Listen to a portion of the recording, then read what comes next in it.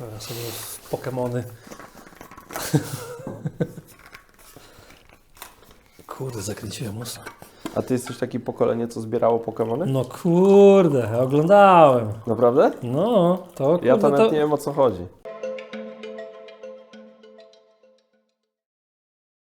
Cześć wszystkim. Już? No, cześć wszystkim. Cześć. Cześć, tam jest twoja, albo tam jest ogólna, ta jest twoja, ta jest moja. Na takiej zasadzie. Mieliśmy bardzo dobry odbiór, tak mi się wydaje, tego podcastu ostatniego. No to Nie, ja myślę, że tak. No z wyświetleniami zawsze mogłoby być lepiej, ale wszystkie opinie i komentarze, które odnośnie jego były i prywatnie, i w internecie były raczej chyba bardzo pozytywne. no pozytywne, tak. Dużo ciepłych słów. Także otrzymałem. ulegliśmy trochę presji i pogoda też nas delikatnie do tego zmusiła, chociaż dzisiaj to już jest takie ostatnie podrygi tej zimy, ale trochę jest zimno. No, teraz jest 0 stopni, więc tak jest jeszcze, wiesz, ale wczoraj było minus 10 na tej porze, więc to już są ostatnie podrygi, no ale wszystko pozamarzane praktycznie, więc stwierdziliśmy, że ulegniemy presji widowni i nagramy drugą część naszego podcastu, który ucięliśmy ostatnio przy zawodach wędkarskich. Nie pozwoliłem Ci się odnośnie tych zawodów wypowiedzieć więcej, także myślę, że ten właśnie podcast będzie o zawodach wędkarskich, o tym, co Adam przeżyłeś w trakcie swojej tej długoletniej kariery, o jakichś ciekawych sytuacjach, o jakichś mniej ciekawych sytuacjach, o jakichś wkurzających sytuacjach, o jakichś kontrowersyjnych sytuacjach Ojej. i tak dalej, i tak dalej. Ja mam kilka pytań pomocniczych, ale myślę, że być może nawet nie będą potrzebne, ale je mam. Ostatnio skończyliśmy, o jakich zawodach opowiadałeś? Nie no, chyba tak troszkę szerzej opowiadałem o samym łowieniu na Mistrzostwach Świata. W 2012 roku, w którym Polska zdobyła jedyny raz w historii Mistrzostwo Świata i o tym opowiadałem. Okej. A jeszcze, że przerwę. Już wiesz co z kadrą w tym roku? Już masz jakieś oficjalne informacje? Czy jeszcze... Wiesz co, oficjalnych takich, no chyba nawet mogę powiedzieć, że są oficjalne. No, otrzymałem informację od trenera, że jestem przewidziany w grupie 6 osób, które będą startowały na Mistrzostwach Świata jako zawodnik. No i super. Więc Fajnie. z tego się bardzo cieszę. Cieszę się, fajnie. O to Fajnie, walczyłem i masz jakaś szansę. tam fajna furteczka się otworzyła, żeby wypłynąć dalej. No i ciężkie łowienie na Litwie, nie? Ciężkie, tak. Na razie z tych pobieżnych informacji, które mamy, no to duża rzeka, głęboka, koszyczki nawet. Tam bywają momenty, że wędkarze używają koszyczków ponad 200 gramowych, więc do tego trzeba będzie dobrać odpowiedni sprzęt.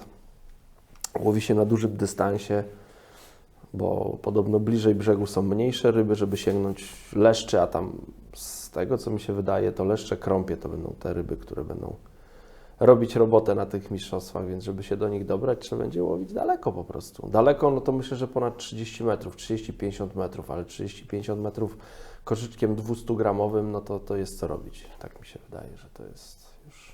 No to fajnie, miło.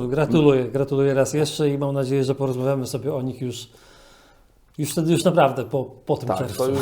Spotkamy się w wakacje i wszystko mi dokładnie opowiesz, od A do Z, co tam było. No dobra, Adam, to rozmawialiśmy ostatnio o zawodach chyba spławikowych przeważnie, nie? Bo wspominałeś o tych mistrzostwach, o mistrzostwie. No dojechaliśmy do 2012 roku, z tego co pamiętam.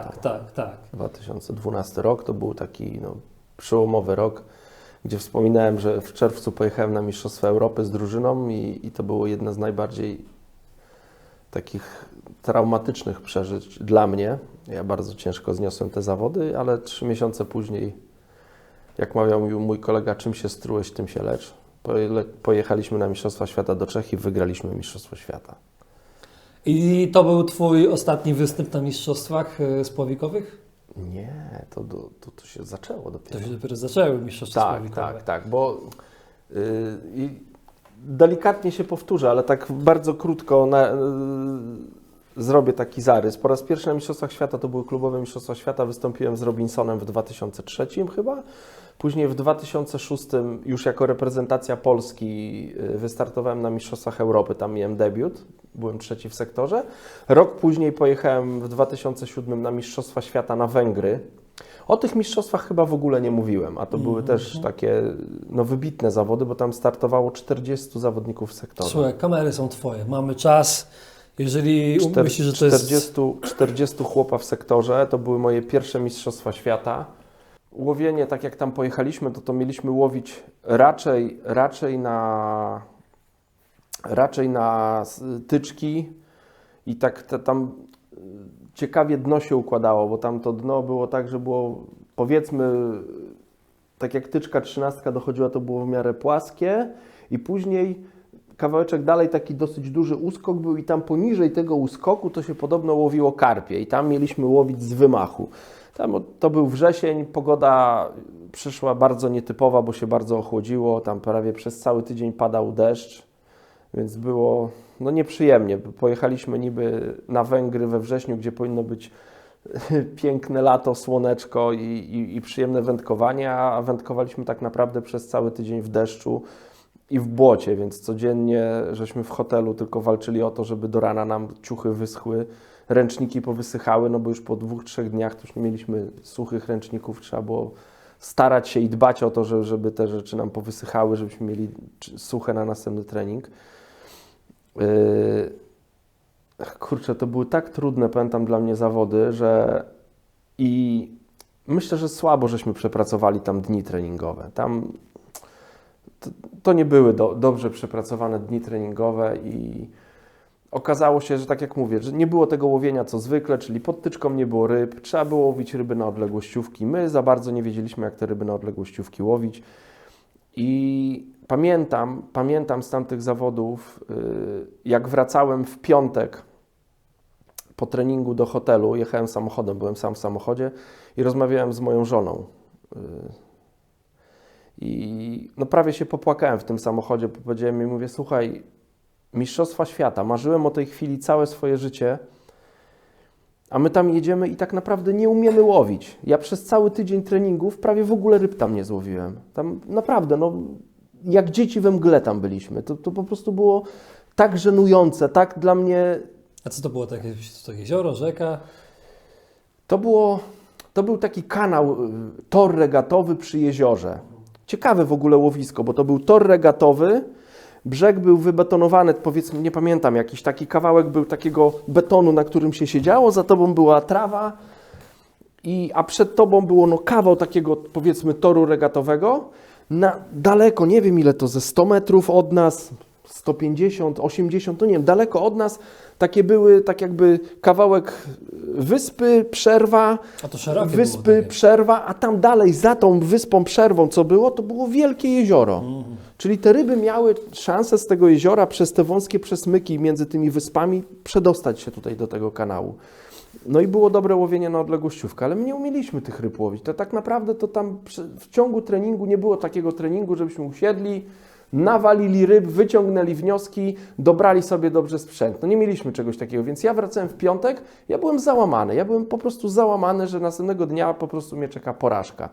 I pamiętam, jak mieliśmy odprawę przed tymi zawodami i całe szczęście na tą odprawę przyjechał Tadek Zalewski, Grzesiek Mazurczak i Bogdan Brud. I pamiętam, jak Tadek i właśnie z Grześkiem Mazurczakiem powiedzieli nam, słuchajcie, według mnie wy tutaj bardzo źle łowicie. Oni nie byli w drużynie, oni przyjechali po prostu obejrzeć zawody, ale chcieli nam pomóc. I pamiętam, jak powiedzieli, wy tu źle łowicie. Obserwowaliśmy Włochów, Włosi według nas łowią najlepiej na całym brzegu i z tego, co udało nam się zaobserwować, oni łowią czystą gliną z jokersem. A łowiło się tej wielkości leszczyki i trafiały się karasie. Pomiędzy nimi bardzo rzadko trafiały się karpie, ale te leszczyki i karasie to były ryby, którymi można było budować tam wagę, na odległościówkę. I cały czas trzeba było donęcać. Zarzut, 2 kulki trzeba było dostrzelić i donęcać. Takie bardzo, bardzo wymagające, bardzo aktywne łowienie. I oni właśnie nam o tym opowiedzieli, że właśnie ta glina z jokersem to jest coś ważnego. I właśnie Piotrek Lorenz, który był wtedy w drużynie, powiedział, słuchajcie, mi ta glina z jokersem już od drugiego treningu pasowała. I rzeczywiście Piotrek na drugim treningu, bo tam każdy po swojemu robił, można powiedzieć. I Piotrek na tym drugim treningu zrobił tą glinę z jokersem.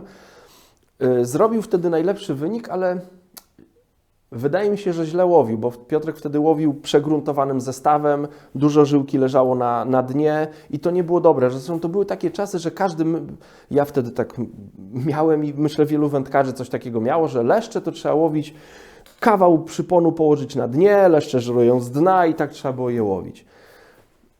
Natomiast jak te zawody pokazały, to wcale tak do końca z leszczami nie było i wtedy tak jakby Tadek z Grześkiem zasiali takie ziarno, że kurczę, tu trzeba tą glinę z jokersem przygotować. Piotrek mówi, słuchajcie, mi też się tak wydaje, zróbmy na zawody glinę z jokersem.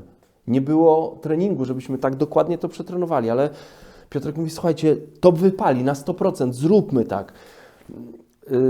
No i tam część z nas było za tym, żeby tak zrobić, ale Zbyszek Milewski i chyba Krzysiek Bukrak powiedzieli, że według nich to trzeba, szczególnie Zbyszek Milewski tutaj chciał zanętę z pinkami.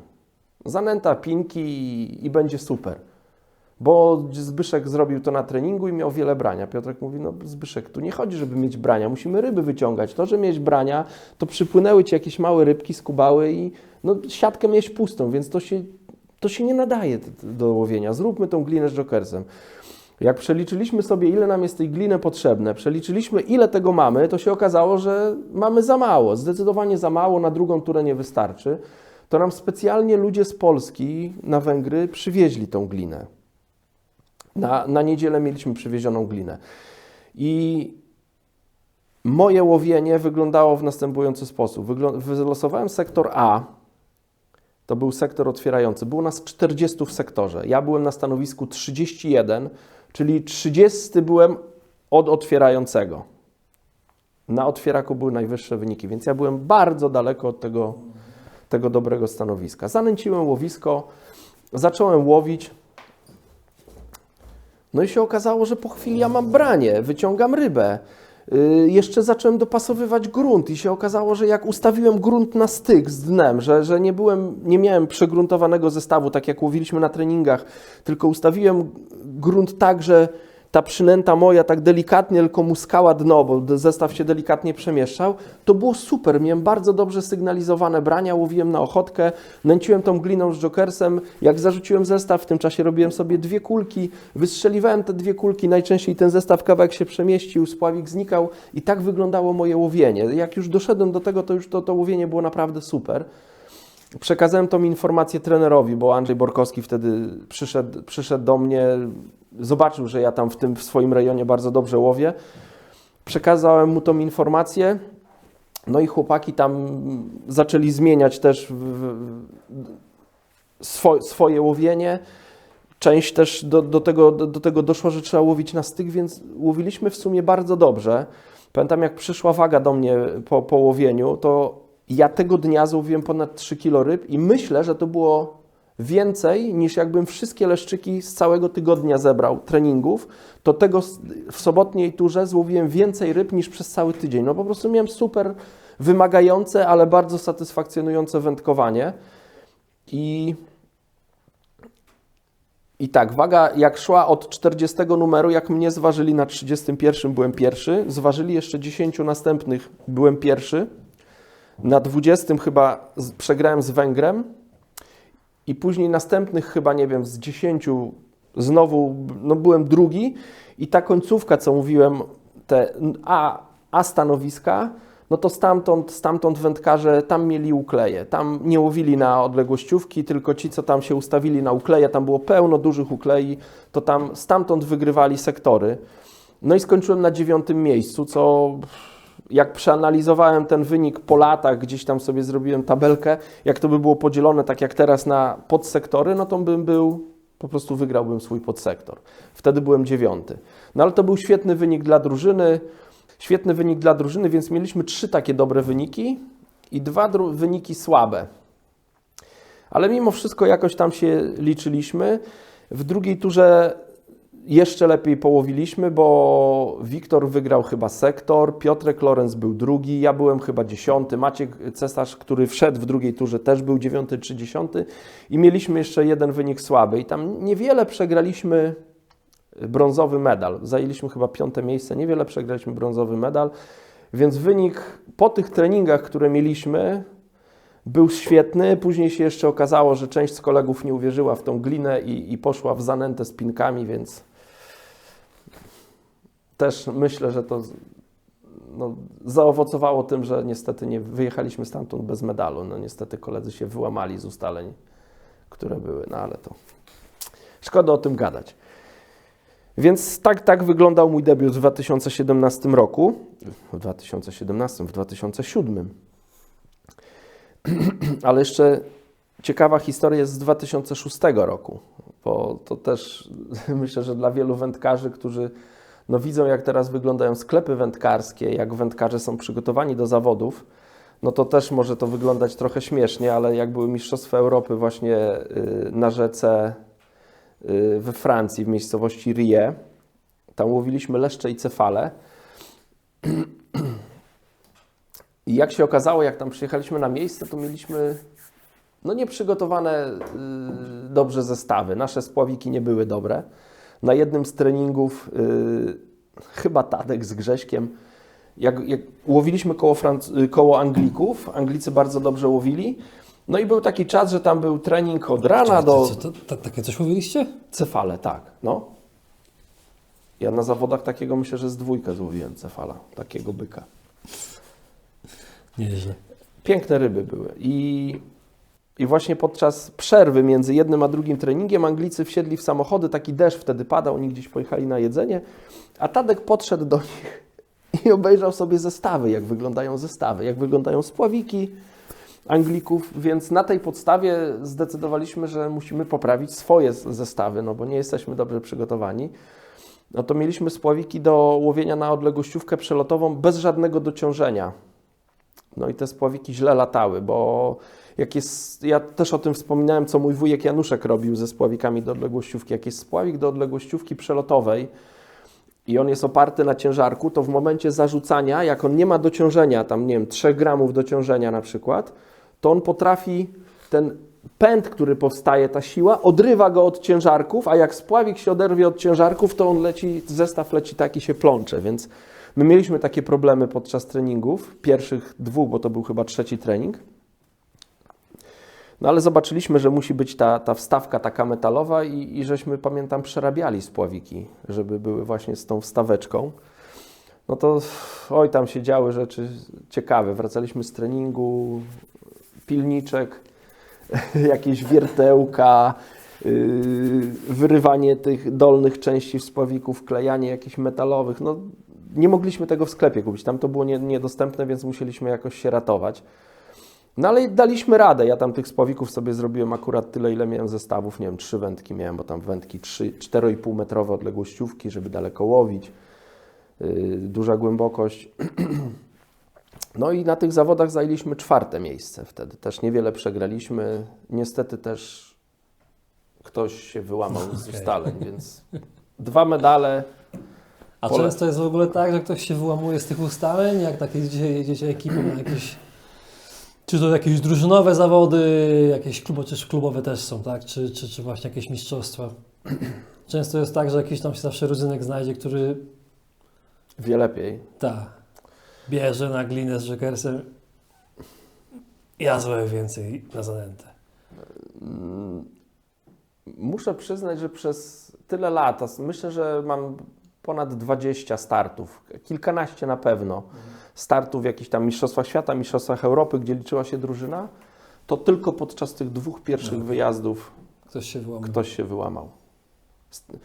Ja oczywiście nieoficjalnie się o tym dowiedziałem. Znaczy o jednym wiem, bo przy mnie zawodnik stwierdził, że mamy za mało gliny w zanęcie, że mu to źle kulki latają i on musi dodać do tego gliny i zamiast mieć mieszankę zanętę delikatnie tylko dociążoną, 4 kg chyba, czy 5 kg zanęty dociążone paczką gliny, no to facet sobie zrobił 3 paczki zanęty, 3 paczki gliny.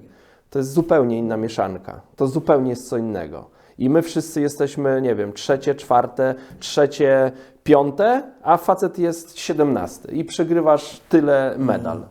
No to ewidentnie widać, że... Tak, taktyka była dobra, jakby się nikt nie wyłamał, tak. To...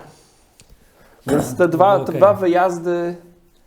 dwa wyjazdy były takie, No wynik był dobry, łowienie satysfakcjonujące, dobre, natomiast no zabrakło, jestem przekonany, że podczas tych 2 imprez, o których wspomniałem, powinniśmy wrócić z medalem, z jednej i z drugiej imprezy. No ale niestety, tak się nie wydarzyło. Dla mnie później nastąpiła dosyć długa przerwa, to co wspomniałem, później był ten 2012 rok. No i było Mistrzostwo Świata i z tego jeszcze nie wspomniałem, a tym tak bardzo mi się wryło w pamięć, jak było ten 2012 rok. Ja już po tej drugiej turze byłem, już wiedziałem, że jestem drugi w sektorze, ale tak naprawdę do końca nie wiedziałem, co się dzieje w innych sektorach. No drużyna jest 5-osobowa, 5 na Słowi. Miałem informację w czasie łowienia, że u 2 kolegów słabo to wędkowanie wygląda, że tam mogą być słabsze punkty. Jak się później okazało, oni wskoczyli też na dobre tory, też to łowienie się u nich dobrze potoczyło i nie mieliśmy żadnej wpadki. Zostaliśmy mistrzami świata. I pamiętam, jak jechali Włosi właśnie na łowisko i włoski trener wysiadł z samochodu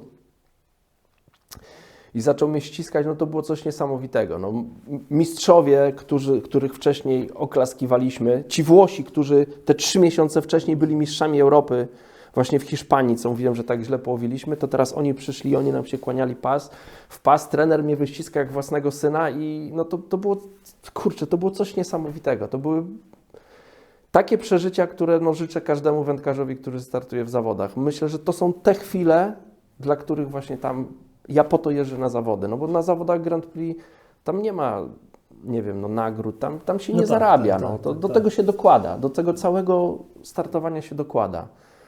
Jedyne, co można, powiedzmy, z takiego startowania na wysokim poziomie uzyskać, no to jest, nie wiem, jakiś tam prestiż czy satysfakcja. I to były te chwile, czy później jak wyszliśmy na podium i śpiewaliśmy Mazurka Dąbrowskiego na rynku Wucherskie Hradiszcze i tam było pełno wędkarzy, pełno miejscowej ludności, no to są takie niesamowite chwile. No tak, ale takie tytuły pomagają jeszcze jakby tam w tym późniejszym wędkarskim życiu, nie? Bo no wiesz, tak naprawdę nie wiesz, co by było, gdybyś tam nie pozdobyło tych medali wcześniej, nie? Gdzie byś był teraz, nie? Słuchaj, no to na pewno pomaga. Michał, to oprócz tego, że każdy taki wyjazd to jest dodatkowa nauka, to jest możliwość zapoznania się z wędkarzami. Już nie jesteś anonimowym Polaczkiem, który przyjechał na zawody i kolejny raz dostał w piernicz.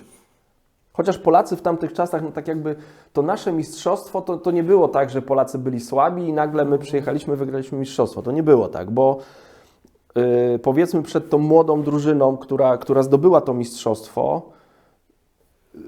byli wędkarze, tak jakby no, od których my się uczyliśmy, na których się wzorowaliśmy. Ja już wspominałem o Tatku Zalewskim, o Bogdanie Brudzie, Edmundzie Gutkiewiczu, o Andrzeju i Krzysztofie Bukrakach, czy Zbyszku Milewskim. No to byli wędkarze, którzy zapoczątkowali. Od nich się zaczęło. Oni zaczęli bardzo profesjonalnie do tego podchodzić.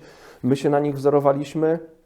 Zresztą oni wcześniej zdobyli tytuł wicemistrzów świata, mistrzów Europy w 2005 roku, więc oni już brązowy medal w Belgii też zdobyli. Ja tam też szlaki przetarte.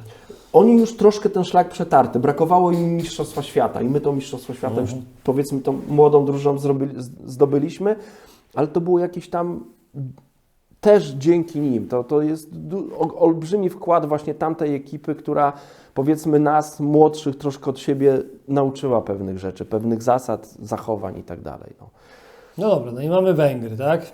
I co? I po tych Węgrzech jakieś jeszcze mistrzostwa w Słowiku były? Te Węgry, o których mówię, to jeszcze raz. 2006 Francja, Węgry 2007 i później były długa przerwa. A dlaczego? No przestałem jakoś. Ja tego nie rozumiem, bo ja wystartowałem... Ale przerwa w sensie, że zawody się odbywały, tylko że tak, jakby... ale ja nie byłem powoływany do kadry na mistrzostwa. Byli inni, którzy jeździli na mistrzostwa. Ja tak jakby wystartowałem w 3 turach i w tych 3 turach zrobiłem bardzo dobre punkty dla drużyny. A pomimo tego jakoś później... No nie miałem, tak jak mówię, nie miałem zaufania od trenera do 2012 roku. Po tych mistrzostwach świata, gdzie ja z Michałem Łebkowskim zrobiliśmy 4 punkty dla drużyny, byliśmy najmocniejsi w drużynie. Od tamtej pory tak jakby dało się wyczuć, że trener zaufał mi. Później w 2013 roku były mistrzostwa świata w Polsce na kanale żerańskim. I nie pojechałeś. pojechałem. Okej. Ja tam byłem nawet 5. indywidualnie, to był mój najlepszy start w Mistrzostwach Świata. Ale to poczekaj chwilę, bo jakby ja się, nie wiem, czy to ja się pogubiłem, czy ten, No. bo mamy tak, 2012 Węgry. Nie, 2012 Czechy. Węgry były okej, 7. A 2007. Dobra, ale mówisz, że ta Pomiędzy jakby... 7 a 12 mnie nie było. Znaczy byłem w kadrze Okej. jakiejś tam szerokiej, ale nie byłem w kadrze na wyjazdy na Mistrzostwa Świata. To czyli mamy 2012 rok. Co dalej? Jakie były dalej? Jakby, według mnie powinniśmy się w Spławiku zająć jakby tymi właśnie tymi zawodami tej jakby mistrzowskiej rangi, nie? Także mówisz, że były Mistrzostwa Świata w Polsce. Tak, Mistrzostwa Świata w Polsce. Już w 2013 roku byłem zawodnikiem trapera, bo w 2012 roku po tym Mistrzostwie Świata Transfer. tak, został dokonany transfer i zmieniłem barwy na teraz czarno-czerwone ze złotym akcentem trapera. Także 2013 już startowałem w traperze i czekały nas Mistrzostwa Świata na kanale żerańskim. No, Domowa woda. ja wychowany jestem na kanale żerańskim, więc to takie powiedziałbym nasze domowe łowienie było. I kurczę, o tych zawodach mógłbym bardzo długo opowiedzieć, ale też postaram się w miarę to skrócić. Opowiadaj. Wrzesień 2013, 2 tygodnie do Mistrzostw Świata w Polsce na kanale żerańskim pojechałem na trening. Przed zawodami ten odcinek, na którym miały się odbywać zawody, a to była Kobiałka, dla tych, co znają kanał żerański i zawody na kanale, no to taka nazwa znajoma, czyli Mistrzostwa Świata miałyby się odbyć na Kobiałce, tam miały być ustawione 4 sektory i jeden sektor miał być ustawiony na młynach, na tak zwanych młynach. Co, to też tak musieliście dygać tak jak dzisiaj, czy wtedy jeszcze można było wjeżdżać samochodami? Na Kobiałkę możesz wjechać. A, tam można wjeżdżać. Na Kobiałkę okej. można wjechać. Okej. Do tej pory, dzisiaj też możesz pojechać. Tam jest normalnie droga, gdzie ludzie przejeżdżają, więc na młyny kiedyś można było wjechać, teraz już zamknęli młyny, że nie można, ale Kobiałka jest przejezdna cały czas. To można było wjeżdżać samochodami, ale łowisko na czas, tam nie wiem, chyba miesiąc przed zawodami, czy nie wiem, na jakiś czas przed zawodami zostało zamknięte. Był zakaz wędkowania na tym łowisku. Taka jest strategia Międzynarodowej Federacji, że przed ważnymi imprezami łowisko jest zamknięte. Dopiero na oficjalne treningi, tydzień przed zawodami, od poniedziałku, jak zawody są sobota, niedziela, to poniedziałek wcześniej rozpoczynają się oficjalne treningi i dopiero jest dopuszczone do łowienia. No to ja sobie te 2 tygodnie wcześniej pojechałem na taki odcinek pomiędzy młynami a Kobiałką na tak zwaną pętlę. Jak przyjechałem nad wodę, wysiadłem z samochodu, a tu się okazało, że nad wodą są Anglicy, cała ekipa angielska. No i wyskoczył z samochodu tam Alan Scotthorn, Will Ryson. Cześć Adam, co tam słychać? Ja w ogóle zdziwiony, że oni wiedzą, kim ja jestem, no bo to tak, no gdzieś tam zawsze cześć było, ale to nie było jakiejś tam wielkiej znajomości. Ja nawet nie wiedziałem, że oni wiedzą, jak mam na imię. No ale rok wcześniej byliśmy mistrzami świata, więc zdążyli się zapoznać. Było to bardzo miłe i zaczęli mi pytać, no wiadomo, miejscowego faceta, który startuje w zawodach, to warto z nim pogadać, co i jak. No, ja jestem otwartym człowiekiem, więc bez ściemy im zacząłem opowiadać, że te 2 odcinki się trochę różnią, że te młyny no tam bardziej pewnie leszcze będą decydować. Znowu na tym odcinku na Kobiałce mogą być leszcze, natomiast raczej ukleje i płotki, chociaż na młynach też uklejki, trzeba wszędzie te uklejki brać pod uwagę, ale i płotki. No i tak naprawdę mówię, to nie wiem, jak to łowisko będzie reagować, no bo tu nigdy nie było tak, żeby tam nie wiem, też około 40 drużyn w Warszawie było, 38 drużyn. 5 osób. Więc no to prawie 200 chłopa, nie? Mówię, nie wiem, jak łowisko zareaguje, jak tu 200 chłopa codziennie wrzuci po wiaderku towaru, nie? No ale chwilę porozmawialiśmy, oni poszli w swoją stronę, ja poszedłem w swoją, ja sobie zrobiłem trening uklejowy, tych uklei nałowiłem dużo i się zwinąłem, mówię, zobaczcie, jak ci Anglicy trenują. No i podszedłem właśnie do Rysona, widziałem, jak on tam trenował sobie. On zobaczył, że ja podszedłem do niego, a stałem wysoko na wale, nie chciałem mu wchodzić na stanowisko, więc on mnie zawołał do siebie tak, że on siedział tu nad wodą, tu miał swoje zanęty, wszystko to, czym operował, ja stałem koło niego i sobie rozmawialiśmy. Ja go tam o różne rzeczy pytałem, a on mnie też pytał o łowienie. Mówi, słuchaj, weź mi wytłumacz, jak to jest, bo my jadąc do Polski słyszeliśmy, że tu w ogóle nie ma ryb, trzeba będzie pojedyncze uklejki łowić, a ja dzisiaj złowiłem z 10 kilo ryb i holuje cały czas przy mnie płotkę, leszczyka, płotkę, cały czas coś się dzieje, donęca. Mówi, tu jest pełno ryb w tym kanale, to miało nie być ryb, a tu jest tyle ryb. Ja mówię, wiesz co, poczekaj, a chwilę wcześniej z nim rozmawiałem, bo widziałem jego film, jak łowił płotki na Jokersa na haczyku.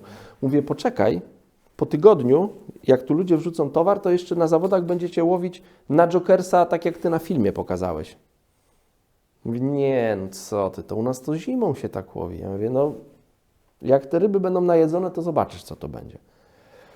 No i się okazało, że Anglicy wygrali te mistrzostwa łowiąc na Jokersa. Na haczyku. Tak, zakładali Jokersa na haczyk. Dla nas treningi w sumie nieźle się układały, oprócz ostatniego treningu. Niestety ostatni trening mieliśmy stracony, bo byliśmy w sektorze, to był sektor chyba E, najbardziej w prawą stronę, jeszcze za rurą, za żółtą rurą, tam przy wypływie rzeczki, czy tam kanałku. I to był taki wyjątkowy czas. Pomimo tego, że to był wrzesień, przyszło bardzo duże ochłodzenie, spadł grad, tego gradu dosyć dużo spadło i tą rzeczką spłynęła bardzo brudna, ale bardzo zimna woda. No bo ten grad, no wiadomo, jest zimny, więc ze wszystkich tam studzienek okolicznych z Brudna, to do tego kanałku tam brudnowskiego, nie wiem, czy to kanałek brudnowski jest, czy jakaś inna tam rzeczka, do tego wszystko to tam spłynęło, a to trafiło do kanału. I tu, gdzie my łowiliśmy, no to my na ostatnim treningu nie mogliśmy ryby złowić. Tam pojedyncze jazgarze łowiliśmy i tych jazgarzy to tam jak ktoś miał, nie wiem, 10, to był królem polowania w ogóle. Więc tam była walka przez cały trening, żeby złowić jakiegoś takiego jazgarka.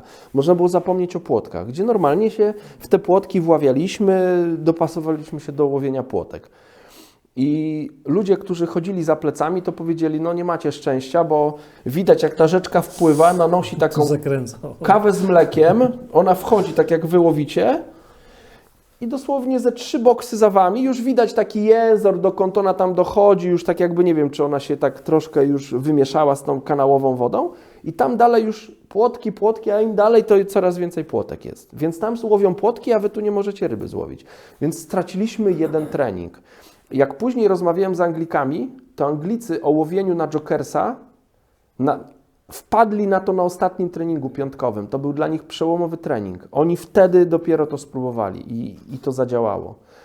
No, ja też byłem gotowy, bo ja dobrze pamiętałem, co mi co powiedziałem Williamowi wtedy o tym łowieniu na Jokersa, ale nie mieliśmy szans nawet, żeby tego sprawdzić. Mieliśmy drobną polską ochotkę i pamiętam, ja pierwszego dnia właśnie wylosowałem ten sektor. A tam dalej była brudna woda. No było trochę czyściej. Ja tam złowiłem, nie wiem, niecałe 2 kilo i wygrałem ten sektor. Zrobiłem jedynkę. Tam było bardzo trudne łowienie. Nęciłem Jokersem, malutką ochoteczkę na haczyk, bardzo taka prowokacja aktywna i no takie rzeźbienie na kanale żerańskim. No ja byłem do takiego łowienia przyzwyczajony, dlatego myślę, że większość tych wędkarzy, co tam przyjechało, no to nie zdawało sobie sprawy, jak ważna jest prowokacja, że te ryby takiej przynęty, która leży, to nie ruszają.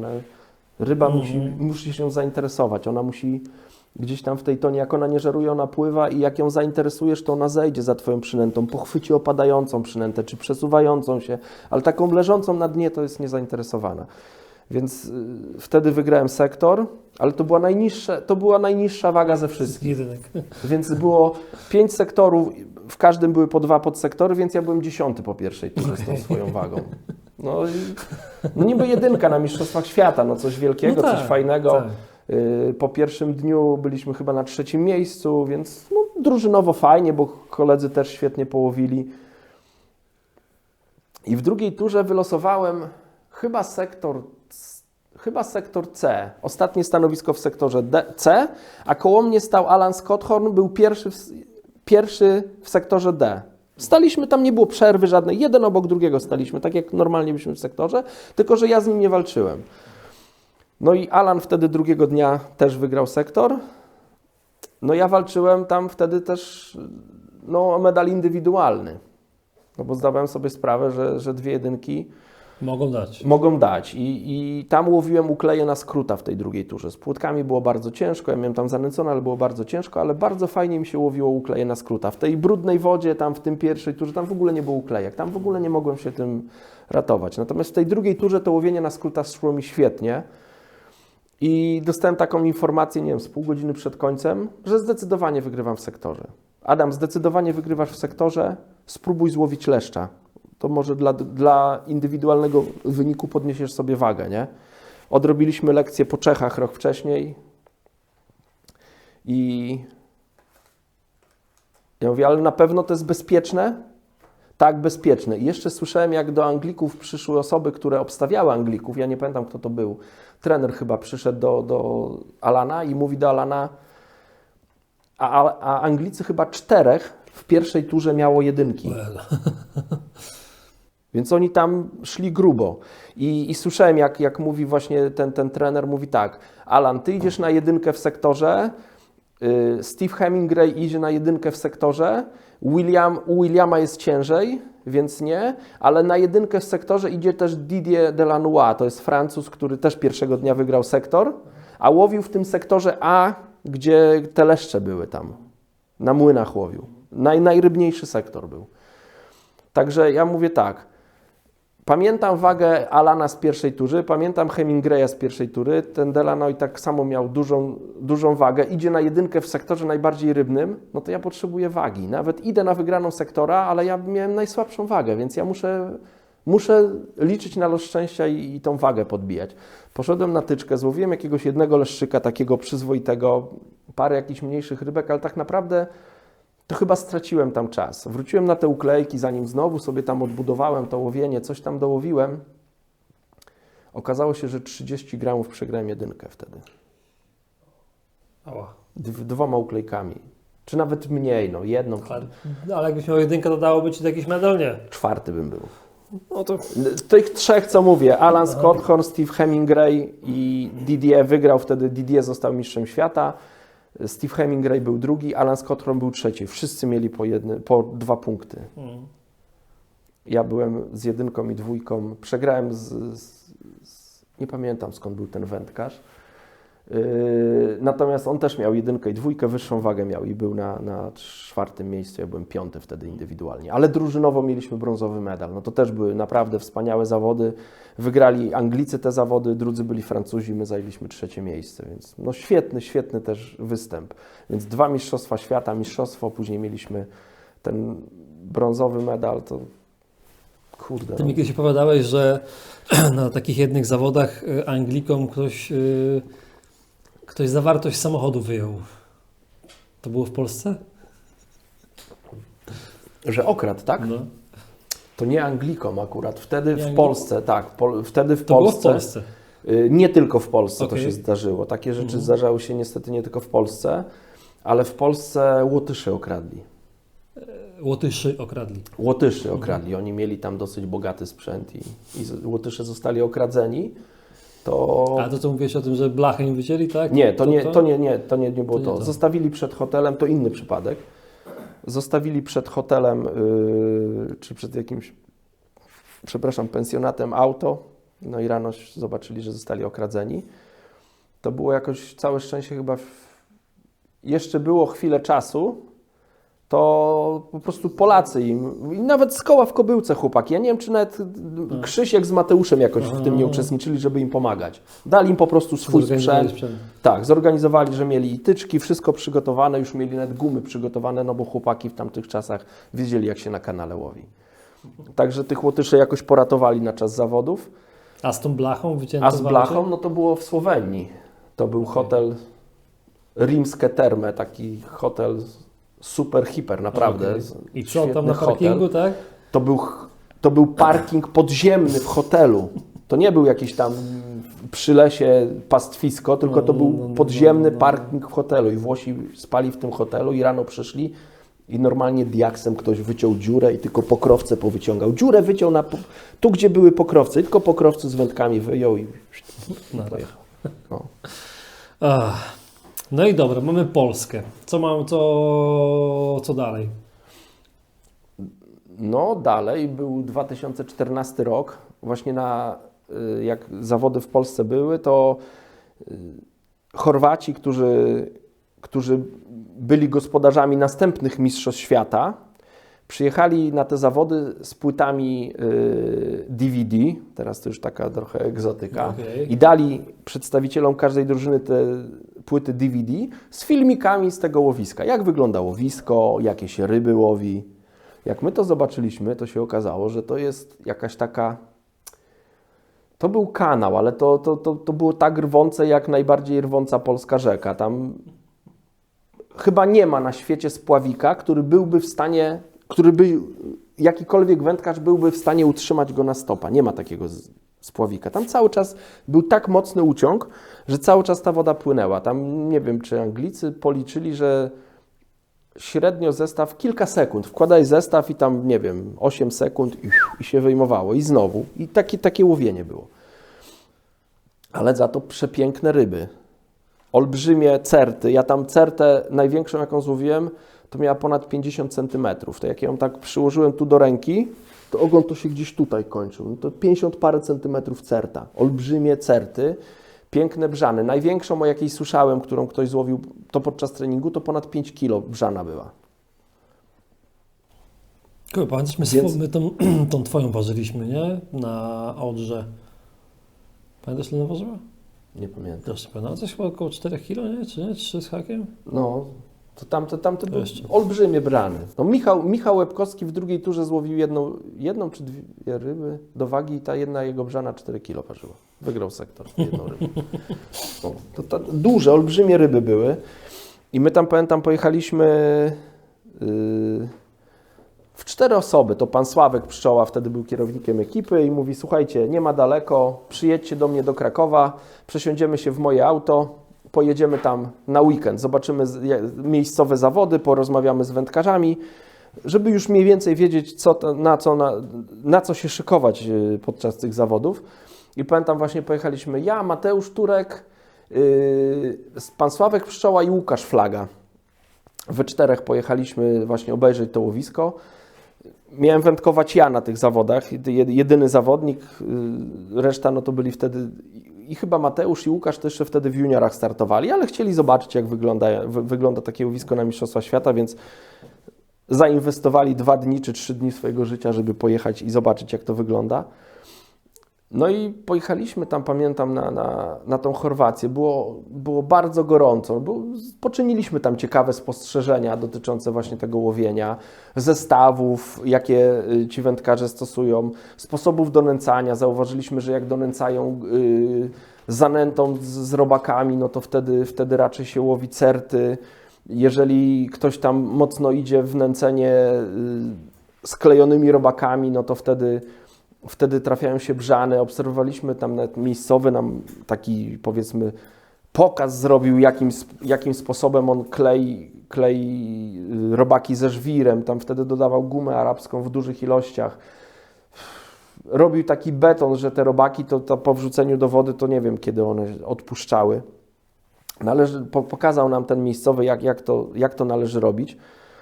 No jak przyjechaliśmy już na te zawody, to mieliśmy mniej więcej jakąś tam koncepcję.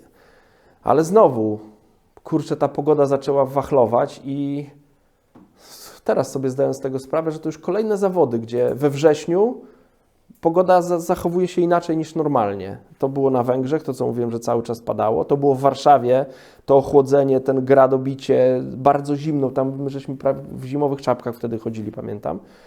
I tak samo było w tej Chorwacji. Chorwacja. Gorący klimat. Tak, gorący klimat, a tutaj cały tydzień lało. I ta woda w tym kanale rosła. To w porównaniu do tego, co my tam przyjechaliśmy jeszcze na pierwszy trening, a w porównaniu do tego, co łowiliśmy na zawody, to poziom wody w tym kanale to chyba ze 2 metry się podniósł. 2 metry wody. I pewnie płynęła jeszcze szybciej. Szybciej, woda była brudna, ale tak jakby ta woda jak powoli jeszcze tak rosła. No w tym pierwszym okresie w miarę dobrze żeśmy łowili głównie certy, co się okazało, żeśmy bardzo fajny sobie sposób wypracowali na łowienie cert przez te 5 dni treningów. I to się sprawdzało. Przychodzili z różnych ekip, czołowych ekip przychodzili nas podglądać. Już nie byliśmy Polską, którymi nic się nie interesował, tak jak w Czechach mogliśmy sobie bez żadnych parawanów łowić ukleje, bo pies z kulawą nogą nie zapukał na naszym stanowisku, bo się z nami nie liczyli. Tylko tutaj już mieliśmy pełną obstawę. Przychodzili Włosi, Anglicy, Francuzi, Holendrzy. Wszystkie czołowe ekipy, czy ci ludzie, co ich obstawiali, przychodzili podglądać Polaków. Łowiliśmy, uważam, świetnie. To były chyba jedne z takich zawodów, których najbardziej mi żal. Trochę zdradzę już, że się nie zakończyły naszym sukcesem, bo tam naprawdę żeśmy fajnie to rozpracowali i łowienie cert wychodziło nam świetnie. Wypracowaliśmy, że takie łowienie, że certom odpowiada glina, gruba ochotka i kastery. Nikt na brzegu, żadna reprezentacja nie przedstawiała do kontroli gliny. Byliśmy jedyni, którzy na to wpadli. Wiesz, co to znaczy, jak jesteś jedyny, który masz to coś? Skupujesz ryby od wszystkich. My na treningu siedzieliśmy 6 koło siebie, no to jeden drugiemu te ryby jakoś wykradał. Ten, co miał glinę, wykradał reszcie. Ale jak siadasz na zawodach i ty masz glinę, a wiesz, że twój kolega jest w innym sektorze, No tak. zabierasz sąsiadom. I to obserwowaliśmy to na treningach, to było jasno widać. Dałeś glinę z grubą ochotką i z kasterami, donęcałeś tym, łowiłeś wielkie certy, tak jak mówię, to były wielkie ryby. To były ryby po kilo albo lepiej. Więc to nie były jakieś takie certki, co tam trzeba tego było namachać. No, 8 ryb, 8 kilo czy 9, dziękuję i sektor wygrany. Jeszcze w piątek na treningu łowiliśmy certy. A w sobotę co się stało? Sobota, niedziela, ja nie wiem, czy... Ja chyba ani jednej certy przez ten czas nie złowiłem. Od nas z drużyny, nie wiem, może na całą drużynę 2 certy padły. Certy po prostu zniknęły na czas zawodów. Ja nie wiem, co się wydarzyło. Znaczy wiem, no ta wysoka woda, wysoka zmącona woda, doszły do głosu brzany. Cert nie było.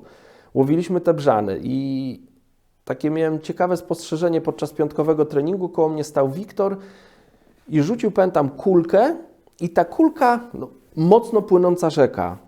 I tak mieliśmy takie w głowie, że jak jest taki uciąg, no to trzeba takie, tak jak nam ten miejscowy pokazywał, kleić te robaki mocno. A Wiktor rzucił kulkę, nie wiem, czy przez ten deszcz mu się trochę rozmoczyła, czy no coś było nie tak z tą kulką ewidentnie. Ona wpadła do wody, ja miałem wrażenie, że ona tak wpadła taka...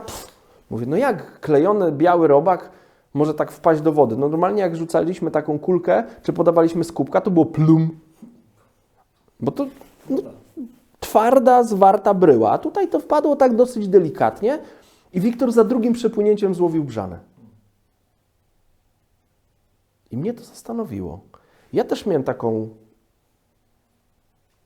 No to przygotowane te robaki do klejenia i też wziąłem taką kulkę, zrobiłem niemocno sklejoną. Podałem, drugie przepłynięcie brzana. Okazało się, że na tym brzegu, a łowiliśmy tam, cały czas dno spadało. Tam było kamieniste, takich z drobnych kamyczków, takich przesuwających się było dno i brzeg tak samo. I cały czas był spadek. Tam nie łowiliśmy na półce, tylko na tym spadku żeśmy po prostu płynęli. Więc ja sobie tak myślę, że jak się wrzucało twardą kulkę, to ona gdzieś tam się toczyła. Więc ciężko później było trafić w tej linii, gdzie były te robaki. A jak się rzuciło w miarę luźną kulkę, chodziło o to, żeby ona doleciała do dna i jak już puściła, to już pozostawiła smugę w tej linii, co łowiliśmy. Tak ja sobie to w głowie ułożyłem, że to myślę, że to o to chodziło. I się okazało, że i te brzany też jakoś tam potrafimy łowić. No ale tak na zawodach, po treningach, brzany to jest ryzyko, bo ciężko wyciągnąć, urywały przypony, albo gdzieś tam o te małże, bo tam na dnie pełno muszli było, przecinały zestawy, więc te brzany były dla nas takie, no mniej przyjazne. Nie łowimy brzan najczęściej w domu, a te certy wychodziły nam super. Wyróżnialiśmy się zdecydowanie tam. Więc ja zaproponowałem coś takiego, mówię, słuchajcie, żeby nie spalić tematu na drugą turę, żeby nie było tak, że przedstawimy wiadro gliny do kontroli, no to na drugą turę, jak zobaczą nasze siatki, że my mamy najwięcej cert, no to przecież to ludzie są mądrzy, no to wyciągną wnioski na drugą turę i będziemy mieli na drugą turę konkurencję. To przygotowaliśmy, a tam nie pamiętam ile, 20 litrów był limit. No całe wiaderko w każdym razie, czy 17, jakoś tak, że całe wiaderko trzeba było przedstawić do limitu. To przedstawialiśmy, załóżmy, 15 litrów gliny i na to taką cieniutką warstwę zanęty. Zanęty grubej, takiej pachnącej z serem na te brzany, żeby na start. Bo zauważyliśmy, że żeby tak jakby wystartować łowisko, to trochę zanęty trzeba podać, żeby to łowisko wystartowało, a później jak już te ryby się zwiedzą, no to tylko ta glina jest potrzebna, żeby te certy utrzymać w łowisku. I mówię, słuchajcie, zrobimy glinę, na to przysypiemy to zanętą, żeby nie było widać, co jest pod spodem, przekażemy, wszyscy spojrzą, mają wiadro zanęty, nie? A my tylko później zbierzemy tą zanętę, nawet jak troszkę tej gliny zbierzemy, to nie ma problemu, wrzucimy to na pierwszy ogień, nie na donęcanie mamy glinę. Oczywiście mieliśmy też żwir do klejenia robaków. No i tak byliśmy przygotowani. I scena, której też nigdy nie zapomnę, akurat mnie wtedy Michał Łebkowski obstawiał. Michał przygotował właśnie taką wiaderko tej gliny przysypane tylko tą zanętą. Wyglądało jak wiadro zanęty, żółtej, z grubymi frakcjami, pachnącej serem. I przyszła komisja i do mnie z tą komisją przyszedł trener Anglików, chyba ze Steve'em Hemingwayem. Hemingway tam był wicemistrz świata z zeszłego roku, był rezerwowym. I tam oni chyba do mnie przyszli, a ja w tym czasie sobie topy szykowałem. Na Mistrzostwach Świata jest tak, że trener czy opiekun danego zawodnika może pokazać komisji limit. No i ta komisja z dużą grupą ludzi przyszła, tak zwiesili się nad tymi wiadrami, a ten szef komisji mówi, to ja przesypię do swojego wiadra, żeby sprawdzić, bo czy jest rzeczywiście takie samo wiaderko. Oczywiście miał identyczne wiadro, tylko z innym napisem, ale chciał przesypać. Na co Michał mówi, nie, chwila. I zebrał tak z wierzchu tą zanętę, przesypał do jakiegoś tam wiaderka, pokazał, że tego, nie wiem, tam jest litr czy 2 litry. I jak się odsłoniła ta glina, to ja obserwowałem tych Anglików, to trener Anglików otworzył buzię, powiedział słowo, którego nie mogę powiedzieć na K i powiedział, oni mają całe wiadro gliny. Jak to im wypali, to oni tu wszystkich zmiotą. Nikt tak nie łowi. No i nie wypaliło, ta glina w ogóle nie działała. Nie działała, działały brzany. Pomimo wszystko udało mi się wygrać sektor wtedy, tymi brzanami. Samymi brzanami wygrałem swój sektor. W drugiej turze już poszło mi dużo słabiej, ale w końcowym rozrachunku zajęliśmy 5. miejsce drużynowo. Cały czas czub, cały czas w czubie. Ile ekip? 30 parę, tak? Tak, 30, nie wiem ile tam tych, 5, 8 drużyn. Duże, olbrzymie zawody. I to, co mówię, że żal mi tych zawodów, bo chyba na żadnych zawodach, no oprócz tej może Czech, nie byliśmy tak dobrze wpasowani tak jak tutaj. Naprawdę. A warunki? Kurde, no 2 dni wcześniej, żeby te certy wytrzymały, no to tam by była dewastacja, no. Tam naprawdę bym się nie zdziwił, jakby nas 3 było na podium wtedy. Ktoś z naszej tam 5, co startowała, żeby był na podium. Albo nawet i 3 nasza. No naprawdę, żeśmy tam brylowali. Do tego stopnia, że jak się kończył bankiet, podszedł do nas trener Anglików, który nie jest zbyt wylewnym facetem. Podszedł, pożegnał się, poklepał po ramieniu, mówi, panowie, bardzo wam współczuję. Dla mnie wy powinniście zostać mistrzami świata. Ja was obserwowałem. Szacunek. Mieliście największego pecha na brzegu. To nam powiedział trener Anglików po tych zawodach, więc taki niedosyt. No. Masakra. No, niestety. No dobra, i co? Mamy Chorwację. Który to jest rok? 2014, 15? 2014. W ogóle 2014 to był też bardzo ciekawy rok. To był bardzo ciekawy rok, bo... Czekaj, już muszę się jakoś umiejscowić w tych latach, żebym nie pomieszał nic. No to... To był bardzo ciekawy czas, bo w tym czasie też wystartowałem w Fiszomanii.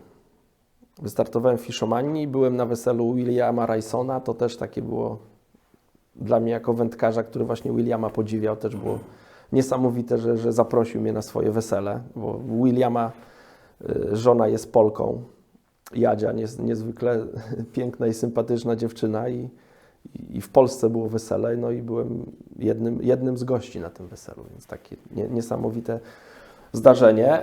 A dla niewtajemniczonych Fiszomania, no nie wszyscy muszą wiedzieć, No ja przed tym 2014, powiedzmy przed 2012 czy 2011 rokiem do końca też nie wiedziałem, co to jest Fishomania. Gdzieś tam surfując sobie po YouTubie, znalazłem jakiś filmik z zawodów. I zobaczyłem, jak ten filmik jest przez media potraktowany. Kamery na jakichś wysięgnikach. Wędkarze mają słuchawkę w uchu z mikrofonikiem. Przychodzi facet z kamerą, ktoś z mikrofonem i ich przepytuje. Oni opowiadają o swoim łowieniu, co tam się u nich dzieje.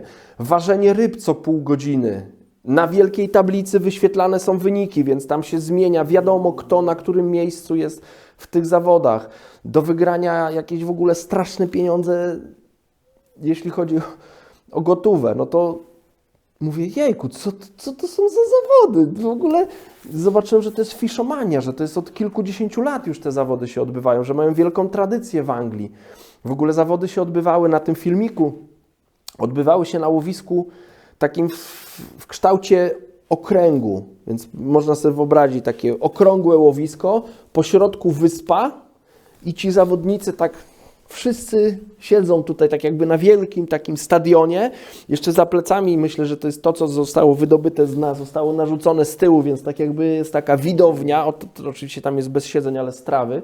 Na tej trawie siedzi mnóstwo ludzi, na kocykach, na stołeczkach, piją sobie piwko, jedzą sobie jakieś tam rzeczy, oglądają wędkarskie zawody, śmieją się, dopingują, po każdej rybie jest oczywiście brawa i tak dalej. No, niesamowite zawody. Jak ja zobaczyłem ten film, mówię, jej, ja bym chciał tam pojechać to zobaczyć, co to w ogóle jest. No i w sumie nie upłynęło dużo tam wody w Wiśle, bo były zawody, pamiętam, to był 2014 jakoś na wiosnę, w maju chyba były zawody w Bełchatowie i przyszedł trener Andrzej Borkowski, mówi, słuchajcie, dostaliśmy zaproszenie do Anglii na jakieś prestiżowe zawody. I mi już się oczka zaświeciły na tą myśl. Jakie zawody?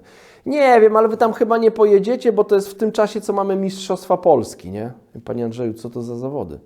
I mówi, ja nie wiem, bo tam coś po angielsku napisali, zobacz. I mi pokazał SMS-a, czy tam maila. No i tam było napisane, że Federacja Angielska bardzo serdecznie zaprasza reprezentację Polski na zawody w Anglii, właśnie Fishomania International, które odbędą się w tym i w tym dniu. 2 zawodników startujących w tych zawodach, do tego jakaś jedna osoba, tam kierownik ekipy. Organizator czy sponsor pokrywa wszelkie koszty uczestnictwa, czyli transport na miejsce. Co, samoloty, wszystko i tak dalej? No akurat z samochodem, bo no, trzeba było ten cały sprzęt No przetransportować. ale co, i normalne koszty? Tak. Że pokrywają koszty uczestnictwa, pokrywają hotel, zabezpieczają hotel na miejscu, więc... A jeszcze możesz wygrać. I można wygrać, tak. I co ciekawe, bo Fishomania, to te zawody, o które ja oglądałem, to były zawody indywidualne.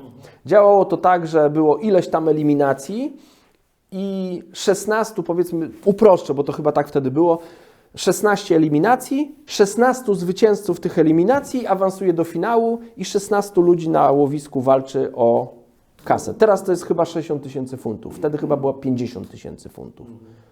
No straszne pieniądze. No, Natomiast oni oprócz tej Fishomanii, takiej, która skupiała najwięcej widzów i zainteresowania, mało tego, te zawody były w wielu krajach i do tej pory są w wielu krajach na żywo transmitowane w telewizji, na Sky Sports. Tam jest relacja na żywo, jest studio, tak jak nie wiem, jak oglądamy mecze piłkarskie, siatkarskie czy coś, jest studio, opowiadają o wędkarzach, a ten tak wylosował, a ten tak jest przygotowany, a tamten ma takie zaplecze. To takie coś w wędkarstwie. I to się do tej pory odbywa. I oni wtedy, żeby uatrakcyjnić, żeby zrobić taki weekend Fishomania, to wtedy właśnie zrobili, że w sobotę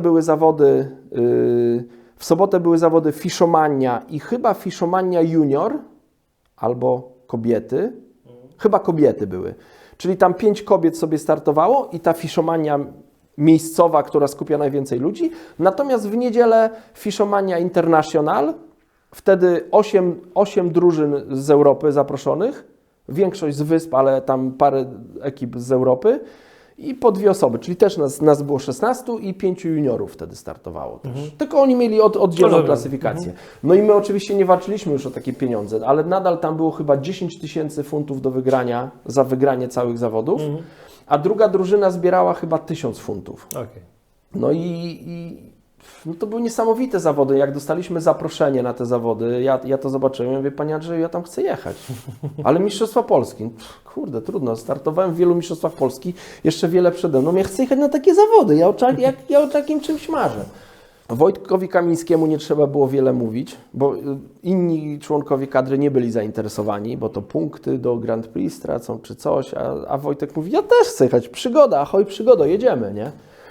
Wtedy pamiętam, z Trapera udało się wypożyczyć auto, żebyśmy mieli w ogóle czym tam pojechać, więc Traper nam wypożyczył swojego busa i z Krzysiem Turkiem, ja, Wojtek Kamiński i Krzysiek Turek, żeśmy ruszyli w taką podróż. Wtedy naszym pomocnikiem był William Rayson, tak jak mówię, ja przez te, tak jakby moje rozmowy z nim w Warszawie, no tak jakby zapoznaliśmy się bliżej, później byłem u niego na weselu, później gdzieś tam na zawodach on właśnie opowiadał, jak się łowi na tym łowisku, na co powinniśmy być przygotowani i zaprosił nas, żebyśmy wcześniej tam w piątek do niego przyjechali. On nam coś pokaże u siebie na łowisku, bo ma łowisko pod Londynem, Gold Valley Lakes i właśnie pojechaliśmy na to łowisko i tam najpierw William nam pokazał u siebie na łowisku mniej więcej jakieś tam łowienie, dał nam gumy, spławiki, i my żeśmy gdzieś tam w hotelu przed tymi zawodami się przygotowywali. Oczywiście pojechaliśmy następnego dnia do Cadmore, bo to było na łowisku Cadmore Fisheries. Pojechaliśmy do Cadmore obejrzeć na żywo tą fiszomanię, o której wspomniałem, co ja wcześniej widziałem w telewizji. To tam byliśmy na żywo, oglądaliśmy te zawody, gdzie tam były, chyba 1000 ludzi, mogę powiedzieć, tam to oglądało. Oprócz tego wielkiego wydarzenia na jakichś bocznych stawach na tym łowisku były jakieś pokazy firmowe, można było, nie wiem, porozmawiać z wieloma znanymi angielskimi wędkarzami. Oczywiście były stoiska, gdzie można było zakupić sprzęt wędkarski, żarcie jakieś tam miejscowe, więc no, tam się naprawdę wiele działo. Ale nie startowałeś w tej takiej głównej? Nie, w tej głównej nie. Startowaliśmy w tej Fishomania International. No i te zawody się dla nas bardzo źle rozpoczęły. Tam, tak jak mówię, ważenie było co pół godziny, więc dokładnie wiedzieliśmy... Który jesteś? Tak. Dokładnie wiedzieliśmy, na którym miejscu jesteśmy. Tam była taka strategia, tak jak nam William opowiadał, że oglądaliśmy te zawody wcześniej. No to Andy Geldart, który wtedy wygrał Fishomanię, no to swój wynik zrobił jakimś tam skrótem i łowił jakieś takie, powiedzmy, leszczyki, jakieś takie krąpiki i pomiędzy tym się trafił jakiś lin, karaś, karpik i głównie tym zrobił swoją wagę. Później gdzieś tam z powierzchni karpie łowił, czy spod brzegu też, już nie pamiętam, ale główna waga to była właśnie łowienie tych ryb tutaj na skróta. I my od tego skróta zaczęliśmy, co by się wydawać było takim polskim łowieniem, no bo to łowimy takie ryby, no jakie znamy dobrze, czyli jakieś leszczyki, płotki, krąpiki. Ale to łowienie nam nie szło, bo tam nie można było używać peletów, nie można było używać jokersa i ochotki, więc łowiliśmy na kawałki dendroben, haczyki bezzadziorowe, gumy, które mieliśmy, no, mimo że były bardzo cienkie, ale ja bym jeszcze cieńsze założył, jak ja bym miał sam tam się szykować. I trochę nam tych ryb spadało, przynajmniej mnie. To łowienie na tego skróta mi tak nie szło. Zresztą z tego, co słyszałem, co Krzysio mówił, co było u Wojtka, bo Wojtek był po drugiej stronie tego stawu, no to też to łowienie nam za bardzo nie szło. Zresztą to było widać po naszych wagach. Te pierwsze ważenia, no to tam byliśmy, nie wiem, na 7. miejscu, 6. Gdzieś no odstawaliśmy od tych najlepszych. No ale w pewnym momencie przyszedł moment otrzeźwienia. Wojtek sobie pomyślał, że on nie będzie takiego łowienia prezentował, gdzie łowimy nieskutecznie i zaczął łowić bardzo ofensywnie, zaczął nęcić karpie na tyczkę kukurydzą i te karpie mu przyszły i zaczął łowić. Ja dostałem taką informację też od Krzyśka, że ofensywnie z kukurydzą i też zacząłem te karpie łowić na tyczkę, też zacząłem karpie łowić spod brzegu, więc były takie godziny, że no myślę, że łowiłem najwięcej na całym stawie. Były takie momenty, że naprawdę to łowienie było bardzo dobre i w tej tabelce żeśmy się przesuwali do tego stopnia, że na pół godziny przed końcem byliśmy na 2. miejscu już.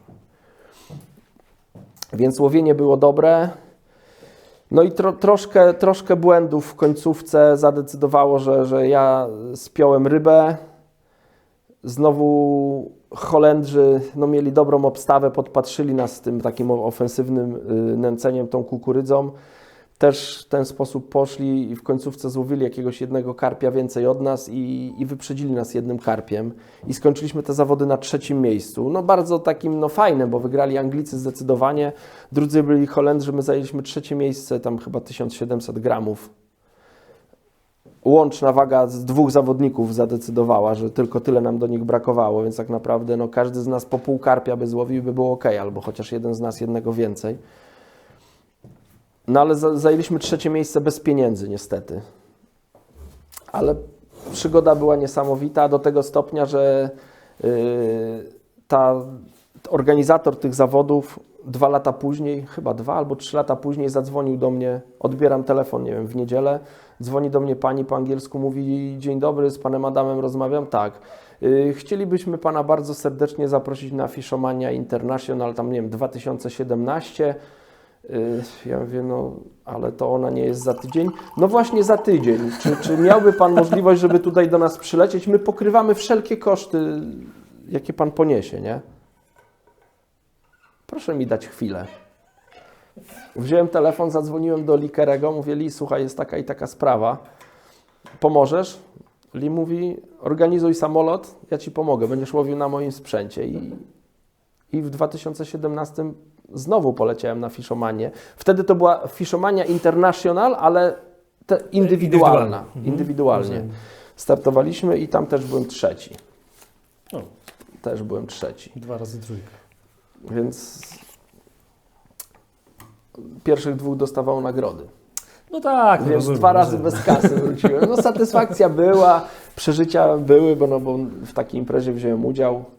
No ale niestety nie przełożyło się. A nie chciałeś w tej głównej Fishomanii wziąć udziału, czy nie? Bo tam trzeba się było pokwalifikować, myślę, że zagmatwane. Tak, to jest trudny temat. Jakbyś był tam na miejscu, to pewnie tak. Ale... Tak, ale powiem ci, Michał, że żeby wystartować w tej Fishomanii, takiej Fishomanii i mieć szansę, żeby walczyć z tymi starymi wyjadaczami, musiałbyś się poświęcić tylko i wyłącznie łowieniu na komercji. Tam według mnie człowiek, taki wędkarz powiedzmy uniwersalny, który łowi i na tyczkę, na łowiskach naturalnych, i z federem gdzieś pojedzie, i z odległościówką, i czasami pojedzie na metodę, czasami pojedzie na karpie. Nie ma szans. Nie ma szans. Nie ma szans. Ci wędkarze, którzy startują w Fishomanii, są tak ściśle wyspecjalizowani w łowieniu w łowiskach komercyjnych, że to jest niesamowite, jaką oni mają technikę, tak, jaką też inaczej podejście. Nie? Tak. Pamiętam, jak w Anglii byliśmy, jak Lee łowił na tych 30 cm te karpie przy brzegu, nie? A pewnie to jest niesamowite, jak oni łowią z powierzchni ryby. W Polsce nie ma takiego łowienia. Nie ma takiego wędkowania, że masz tyle żyłki pomiędzy szczytówką a spławiką, łowią przy powierzchni, tym zestawem wabią ryby, strzelają z procy. No to strzelanie ich jest perfekcyjne. To są goście, którzy to robią, może nie powiem codziennie, ale kilka razy w tygodniu przez 52 tygodnie w roku. No tak. Oni nie odpuszczają, oni cały czas tylko i wyłącznie są skupieni na takim łowieniu. Tam są ludzie, którzy po prostu z tego żyją. No jak, nie wiem, Jamie Hughes czy Andy Bennett kilka razy wygrali Fishomanię, czy wygrali Mayweather Match Dis, czy jakieś inne takie zawody, gdzie jest do wygrania, nie wiem, 50 czy 60 tysięcy funtów. Facet 2 razy w roku taką nagrodę zgarnia i jest ustawiony. No. A to są goście, którzy wygrali, nie wiem, 3 razy Fishomanię, czy 2 razy. I te inne zawody takie, w których są naprawdę duże pieniądze, no to oni tylko z tego żyją. No a w Polsce mamy też taki, powiedzmy, odpowiednik, który stara się być odpowiednikiem, nie? Takiej Fishomanii, tak? No bo tak o Mastersach chyba można powiedzieć, czy nie?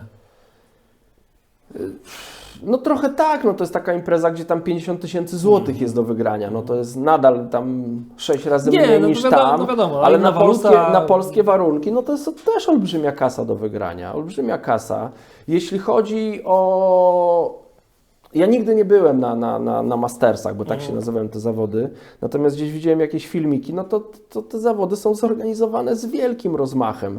Tam może nie ma relacji na żywo. Ostatnio chyba była, mi się wydaje, tylko że Tak, nie ale coś to w gdzieś internecie, w internecie, gdzieś na a YouTubie, tutaj nie? wielka telewizja, Ja rozumiem, Sky rozumiem. Sports to relacjonuje. No. Chcesz to Wiadomo, że obejrzeć, inna liga, nie? Ale... to jest zupełnie inny rodzaj tej relacji. No tam jakbyś zobaczył na tej Fishomanii, jak to wygląda, nawet jakbyście chcieli oczywiście i nie byli zanudzeni, no to możecie sobie wejść na YouTube'a, Fishomania International 2014 i zobaczycie młodego Niemca, jak tam łowi, bo tam jest, nie wiem, 2-godzinna, 1,5-godzinna relacja z tych zawodów. Ktoś to, nie wiem, czy nie Sky Sports właśnie wrzuciło. Z 2017 chyba też jest takie coś, więc tam jest z wielkim rozmachem takim medialnym. Do tego dochodzą zakłady bukmacherskie, tam dużo ludzi obstawia. Też można obstawić, tak? Oczywiście, że tak. Bukmacherzy są na miejscu i obstawiasz tam goście. Gruba gotowa idzie, naprawdę. No tam trzeba być, to zobaczyć, samo bycie tam, zobaczenie tych zawodów, tego wszystkiego, co się dzieje dookoła, to jest niesamowite. Tam jest niesamowity klimat wędkarski. No a u nas na tych Mastersach nie chciałbyś wziąć kiedyś w takim czymś udziału? Ja wiem, że teraz jakby skupiasz się na klasyku i tak dalej. Skupiam się na klasyku. Nigdy nie mów nigdy. No na razie nie czuję takiej potrzeby, ale no kto wie, no na razie też dostępność na tych zawodach dla mnie jest taka, To znaczy dostępność? żeby dostać się, z tego co ja się orientuję, a bardzo jakoś tam się nie przykładałem do tego, żebyś tam ten temat zgłębić, ale z tego co się orientuję, to żeby tam wystartować, to wcale nie jest tak łatwo. Oczywiście na Fishomanii też nie jest łatwo, ale na No Fishomanii... na Mastersach masz chyba wpisowe, tak? I zapisy, czy nie? No tak, ale tak jakby W sensie szybko... pula biletów, która trafia... sponsorzy- Tak. Okej. Dużo z tej puli trafia do sponsorów. Są jakieś że eliminacyjne bilety pewnie? Jest Gdzieś 9 czytałem. biletów, które gdzieś tam Gdzieś można wygrać. Aha. A I do tej summa summarum jest po prostu mało tych biletów, o to chodzi. mało biletów, bilet kosztuje nie wiem ile teraz, prawie To 3000. przy kołach, no. Więc to są takie pieniądze no dosyć duże. No, wydać 3000 na samo to, że można tam pojechać. Oczywiście można też dużo wygrać, w fajnym towarzystwie spędzić czas. Tam jest, tak jak widziałem gdzieś na filmikach, no to Tam są całe w ogóle- to otwarcie, czy tam jakaś impreza tak, integracyjna, tak. no to wszystko jest na pewno świetne i fajne. Tych też i nagród fajnym chyba jest sporo, bo klimacie. tam chyba z tego też widziałem jakąś relację. To właśnie była jakaś tam nagroda pieniężna za pierwszy dzień, za Tak, drugi są dzień, za są trzeci nagrody dzień, po każdym... ogólna, Tak. jakieś tam losowania jakichś dziwnych rzeczy, typu tam kosze i tak dalej w przypadku. Tak, oczywiście, to takie coś się tam odbywa. No ale oprócz tego trzeba też, no wiadomo, żeby tam się liczyć na tych No zawodach, tak, no to to trzeba zainwestować czas w treningi, w przygotowanie, do Maślanka w pojechać. hotel i tak dalej. No, ja do Maślanki nie wiem ile mam tam, 4 godziny drogi, Byliśmy, nie? Tak. więc no to nie jest łowisko, gdzie ja mógłbym sobie, powiedzmy, dobra, w tym roku ustawiam się na Mastersów, poświęcę, nie wiem, 2 czy 3 razy w miesiącu sobie pojadę na 2-3 dni potrenować, zapoznać się z tym łowiskiem, no Rozumiem. jeszcze nie, to nie Rozumiem. jest to. A zdaję sobie sprawę, że tam startują naprawdę świetni wędkarze, no i tam nie ma przypadków, no. Tam po prostu nie ma przypadków. Rok temu ten taki młody wygrał, nie? No wygrał Mikołaj. Chyba żeśmy go nawet poznali, jak byliśmy. Poznaliśmy, na no, tym, nie? pamiętasz jak byliśmy Tak. na Maślance, no to Mikołaj można powiedzieć, że on więcej Bo tam czasu spędza na codziennie. Maślance niż gdzie indziej, więc to jest... A do tego ma smykałkę, jest młody, sprytny, otwarty umysł, dużo łowi, no i wygrywa, no. I zgarnął 50 koła. Wygrywa nie tylko na Maślance, bo wygrywa na różnych łowiskach. tak. Ja nie Ale- lubię, ale- bardzo nie lubię przegrywać, więc ja Rozumiem. jak gdzieś jadę, to wolałbym być raczej przygotowany na to, że... Rozumiem. Ale myślę, że chyba dobrze, że takie zawody jakby gdzieś tam w Polsce startują sobie, nie? Takie jakby z możliwością aż takiej, bo 50 koła to jest dużo, to jakby to się nie oszukujmy. No nawet jak wyda sobie 3 koła wpisowego, okej, no to jest sporo, ale możliwość wygrania 50 000 to jest dalej sporo. Znaczy nie? ja myślę, że ja jakbym jechał na takie zawody, no to też jakoś bym sobie w głowę nie próbował wtłoczyć tych 50 Nie, 000, no, bo to do tego trzeba mieć też odrobinę szczęścia. No na pewno. Ale chodzi mi o to, że jakby wiesz, że szansa jest, żeby takie coś w ogóle zgarnąć. Bo to naprawdę jest sporo pieniędzy, nie? No, I tak i nie, no.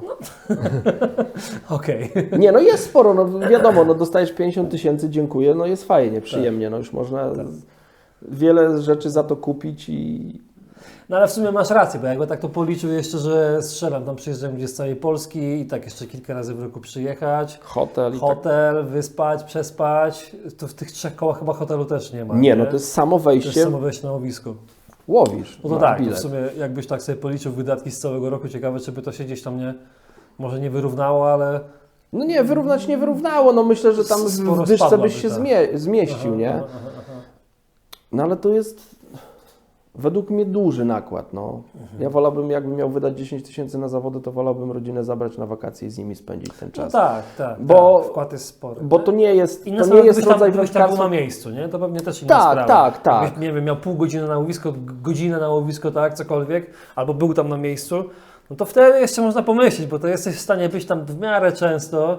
No tak, no już odpadają Ci koszty hotelu, Tak. bo to też są koszty. Do No, hotelu, dojazdów, tak, no bo to jakby to generuje spore koszty, nie? więc tak to wygląda. Ale i tak jestem zdania, że dobrze, że takie coś się kształtuje. Mam nadzieję, że doczekamy się jakichś zawodów Nie no, prywatnych. na przykład. metoda bardzo mocno się rozwija w Polsce. Ja myślę, że też nie mam jakichś tam dokładnych informacji, ale po zeszłorocznej edycji, gdzie tam zostały wrzucone filmiki, jak wyglądało otwarcie, jak wędkarze sobie z pięknymi Tak. dziewczynami robili zdjęcia, Ale no jakieś to ja tam dostałem, fajerwerki i tak dalej. tak, ja dostałem kilka zapytań gdzieś tam od wędkarzy z Europy. Co to jest? Jak tam się dostać? O co tam chodzi? Ja tam chcę być. Aha. I z tego, co się orientuję, to w tym roku troszkę ludzi z Europy tam zagranicy przyjedzie. To nie będą tylko polskie zawody. Więc te zawody na pewno się odbiły echem w Europie i ludzie o tym mówią. I myślę, że one będą rosły. One będą rosły. No, słuchaj, Maślanka, kurczę, no to jest świetne łowisko. Można wpuścić tam 80 chłopa. No, na jakie łowisko komercyjne można wpuścić 80 chłopa? No zobacz, ile ludzi... Jeszcze oni tam będą mieli w miarę, powiedzmy, równo, no tak. No jak są sektory, Nie? no to powiedzmy w tych sektorach można równe to wędkowanie zrobić. Jest zaplecze, Tak. cała ta oprawa tego wszystkiego. Są ryby w wodzie, no bo to jest łowisko jedno z najlepszych w Polsce, można Tam powiedzieć. wykręcają wyniki jakieś po kilka ton przecież, tak? Tam chyba nawet bywało No tam tak po w tych 100 coś zawodach. kilo najlepsi łowią. No to po prostu są zawody na rybach, więc tam jest wszystko, co powinno być. No to jest, myślę, że to jest nawet w skali Europy unikalne łowisko. Tak bym je określił, więc ja myślę, że to się teraz już jest o tym głośno, a to się będzie rozwijać. To się będzie rozwijać, nie? no. Więcej sponsorów, więcej nagród, więcej tej... Ja myślę, że tam za jakiś czas to tam może być taka kwota, Stokowo. że wcale się nie zdziwię, jak ci ludzie z wysp, którzy tam zawodowo, naprawdę zawodowo startują w zawodach, Przyjadą tutaj. to sobie pomyślą, Przyjadę. a ja się sprawdzę. No, może być. Ale fajnie właśnie jakby to poszło w takim tym kierunku, że wiesz, nie wiem, w wędkarstwie feederowym, żeby były też tak jak w tym klasycznym, też takie zawody gdzieś tam komuś się chciało zorganizować, czy w wędkarstwie spinningowym i tak dalej, i tak dalej. Bo to jednak, według mnie to idzie, no to spoko kierunek jest, tak mi się wydaje. Dobra, Chorwacja. Tak? No Chorwacja się zakończyła, tak jak powiedziałem, poklepaniem Po ramieniu. po ramieniu przez trenera Anglików i powiedzeniu, dla mnie wy powinniście tu zostać mistrzami świata, jesteście najbardziej pechową ekipą z tych wszystkich. Po Chorwacji co? Po Chorwacji polska drużyna, z tego co pamiętam, znalazła się na pierwszym miejscu w rankingu światowym w 5-letniej klasyfikacji. Okej, po tych wszystkich zawodach, jak wszystko do kupy zebrali. To Rozumiem. chyba wtedy byliśmy już na pierwszym miejscu. A indywidualny, który byłeś, pamiętasz? Czy ty nie było wtedy, czy było? Indywidualnie to ja nawet... Nie, chyba rok później, w 2015 się ta klasyfikacja okazała. Ja byłem wtedy i wtedy byliśmy na pierwszym miejscu i ktoś do mnie, Petr Klasek chyba z Czech do mnie przyszedł, mówi, zobacz, mam tu taką nieoficjalną jeszcze, bo Fipset chyba jeszcze wtedy go nie publikował, mam taką nieoficjalną, jakaś włoski magazyn Match Fishing czy coś takiego, jakiś włoski taki portal wędkarski zrobił taki 5-letni ranking i byłem na drugim miejscu w tym rankingu. Więc mówię, co ty mi pokazujesz? Mówię, no zobacz, jesteś drugi w rankingu światowym. Jak to jest możliwe? No i tak sobie przeanalizowałem swoje tury. No, rzeczywiście, nie? Czechy drugie, Warszawa pierwsze, drugie, Chorwacja pierwsze, nie wiem, tam 10 załóżmy. No to 5 tur, jedna pierwsze, wpadka, drugie nie? miejsce, nie? Można. Dobra, a co po tej Chorwacji? No byliśmy na drugim miejscu, dostałeś nieoficjalny raport i gdzie pojechaliście? Następny rok to był 2015 rok i były Mistrzostwa Świata na Słowenii. W niezwykle malowniczym miejscu, no przepiękne miejsce na Słowenii. Ja tam wcześniej byłem, chyba w 2011 roku. Edmund Gutkiewicz mnie poprosił, żebym był jego zastępcą. Z juniorami pojechałem. I zakochałem się w tym miejscu. Wielkie góry na Słowenii, piękna rzeka, jak tam nie było żadnych opadów i nic ją tam nie zmąciło, to taka czyściutka, taki błękitny odcień. No przepiękna, głęboka rzeka, brzany, certy, piękne łowienie i właśnie w 2015 miały się tam odbyć Mistrzostwa Świata. No i tam też rozpatrywaliśmy różne warianty. Tam były 3 sektory właśnie w tym miejscu, co mówię, w miejscowości Radecze, gdzie właśnie łowienie było certy, brzany, ale my też tam byliśmy dobrze przygotowani na łowienie uklei, bo tam też było pełno uklei. I 2 sektory były, to chyba była miejscowość Sewnica, parę kilometrów gdzieś tam chyba w dół tej rzeki, zupełnie inny charakter tej rzeki, płytsza rzeka, zupełnie inne ryby, daleko jakieś zaczepy, bliżej dużo drobnych rybek, jakichś takich, nie pamiętam, czy to małe certki były, czy uklejki, no różne ryby, ale dużo ich było, tych ryb było. Ja 2 razy wylosowałem to Radece, raz wylosowałem, w ogóle to jest takie ciekawe łowisko, bo ci miejscowi na tym kawałku, gdzie tam się odbywają zawody, tam jest koło czy klub wędkarski nad samą wodą i są wybetonowane, normalnie z betonu zrobione kładki. Więc tam jak zawodnik przyjeżdża, to oni po prostu nie trzeba żadnej platformy mieć, tylko każdy się na kładeczce betonowej ustawia nad tą rzeką, są przygotowane. No ale że były Mistrzostwa Świata i 3 sektory, no to się okazało, że jeden sektor to chyba był sektor C, D i E. To sektor C cały stoi na tych betonowych, sektor D cały stoi na betonowych, sektor E do połowy stoi na betonowych, a reszta na takim bardzo niewygodnym brzegu, na takiej wąskiej półeczce, z taką ścianą za sobą, że wędkę 13 to na 2 razy, albo tak pod skosem trzeba wzdłuż. Naprawdę. I bo ja tam parę razy startowałem wcześniej, klubowe Mistrzostwa Świata były, i ja cholera zawsze startowałem na tej skarpie. No mówię, no dajcie mi kiedyś wylosować na tej betonowej, ładnej, między drzewami, które cię osłaniają, dają cień. Masz piękną wodę tam, nie wiem, 5-metrową, głęboką, ale 5 metrów masz i masz płaskie dno i możesz dobrze łowić. A tutaj, jak my na tej półeczce staliśmy i za plecami mieliśmy tą skarpę, to tam na dole też była skarpa. Tam nie szło złapać płaskiego dna, łowiło się na takim dnie. Więc jak startowałem, to zawsze tam gdzieś wylosowałem. I w pierwszej turze wylosowałem sektor E, ale byłem w tej części, że jeszcze się załapałem chyba na 3. od końca kładkę, więc jeszcze byłem na kładce. I tam to łowienie na tyczkę szło mi tak średnio, natomiast zobaczyłem, że jest bardzo dużo uklei. Zacząłem te ukleje bardzo szybko łowić. Nawet miałem takie godziny, że ponad 200 w godzinę łowiłem tych uklei. I miałem ponad 10 kg uklejek, ale przegrałem z Tamasem Walterem, który stał obok mnie. Niestety miał bardzo dobrą obstawę. I ci z obstawy mu powiedzieli, mimo że on bardzo dobrze na tyczkę łowił, powiedzieli, olej te ryby, łów ukleje, bo Adam cię wyprzedzi na uklejach. Bo łowi 200 na godzinę. To on przyszedł do mnie po zawodach, wygrał ze mną. Bo on więcej trochę ryb miał na tyczkę i tymi rybami, jak później zaczął te ukleje łowić, bo tam na tyczkę się dało to łowienie i dołowił tych uklejek i łącznie miał wyższą wagę, to przyszedł mi podziękował, mówi, kurczę, dobrze, że ty koło mnie tu siedziałeś i mi powiedzieli, że trzeba ukleje łowić, raz, dwa się do nich przygotowałem i zacząłem łowić, bo tak to bym z tobą przegrał, nie? I mówi, czy to prawda jest, bo mi powiedzieli, że ty z 200 na godzinę łowisz. Ja mówię, no prawda. Mówi, nie chciałem im wierzyć, że to jest możliwe, nie? Więc tych uklei było tam bardzo dużo. Ja miałem ponad 10 kg tych uklei. O to Jezu, samych uklei. Ponad 10 kg wagi. Myślę, że ukleje to było 9 kg, 8. No to było naprawdę, Michał, to było bardzo... To była rzeźnia. Bardzo mi się pogorszyło łowienie uklejek, bo on źle nęcił. Aha. bo on rzucał zanętę taką bardzo luźną i mi to ukleje w smugę robił, a tam trzeba było białych robaków rzucić i zanętę taką, która Siedział co po tej stronie, że akurat ta smuga w ciebie wpływała. we mnie wpływa. I on mi strasznie, jak on zaczął łowić ukleje, to mi strasznie popsuł to ukleje. Mi strasznie średnia później spadła. Więc no niestety, no takie bywa wędkarstwo. Ale byłem drugi w sektorze i po pierwszej turze byliśmy na drugim czy trzecim miejscu drużynowo. Było świetnie też.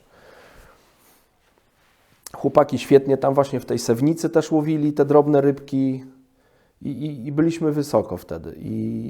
I w drugiej turze poszedłem do sektora w tym, co byłem, tylko już na tą ścianę.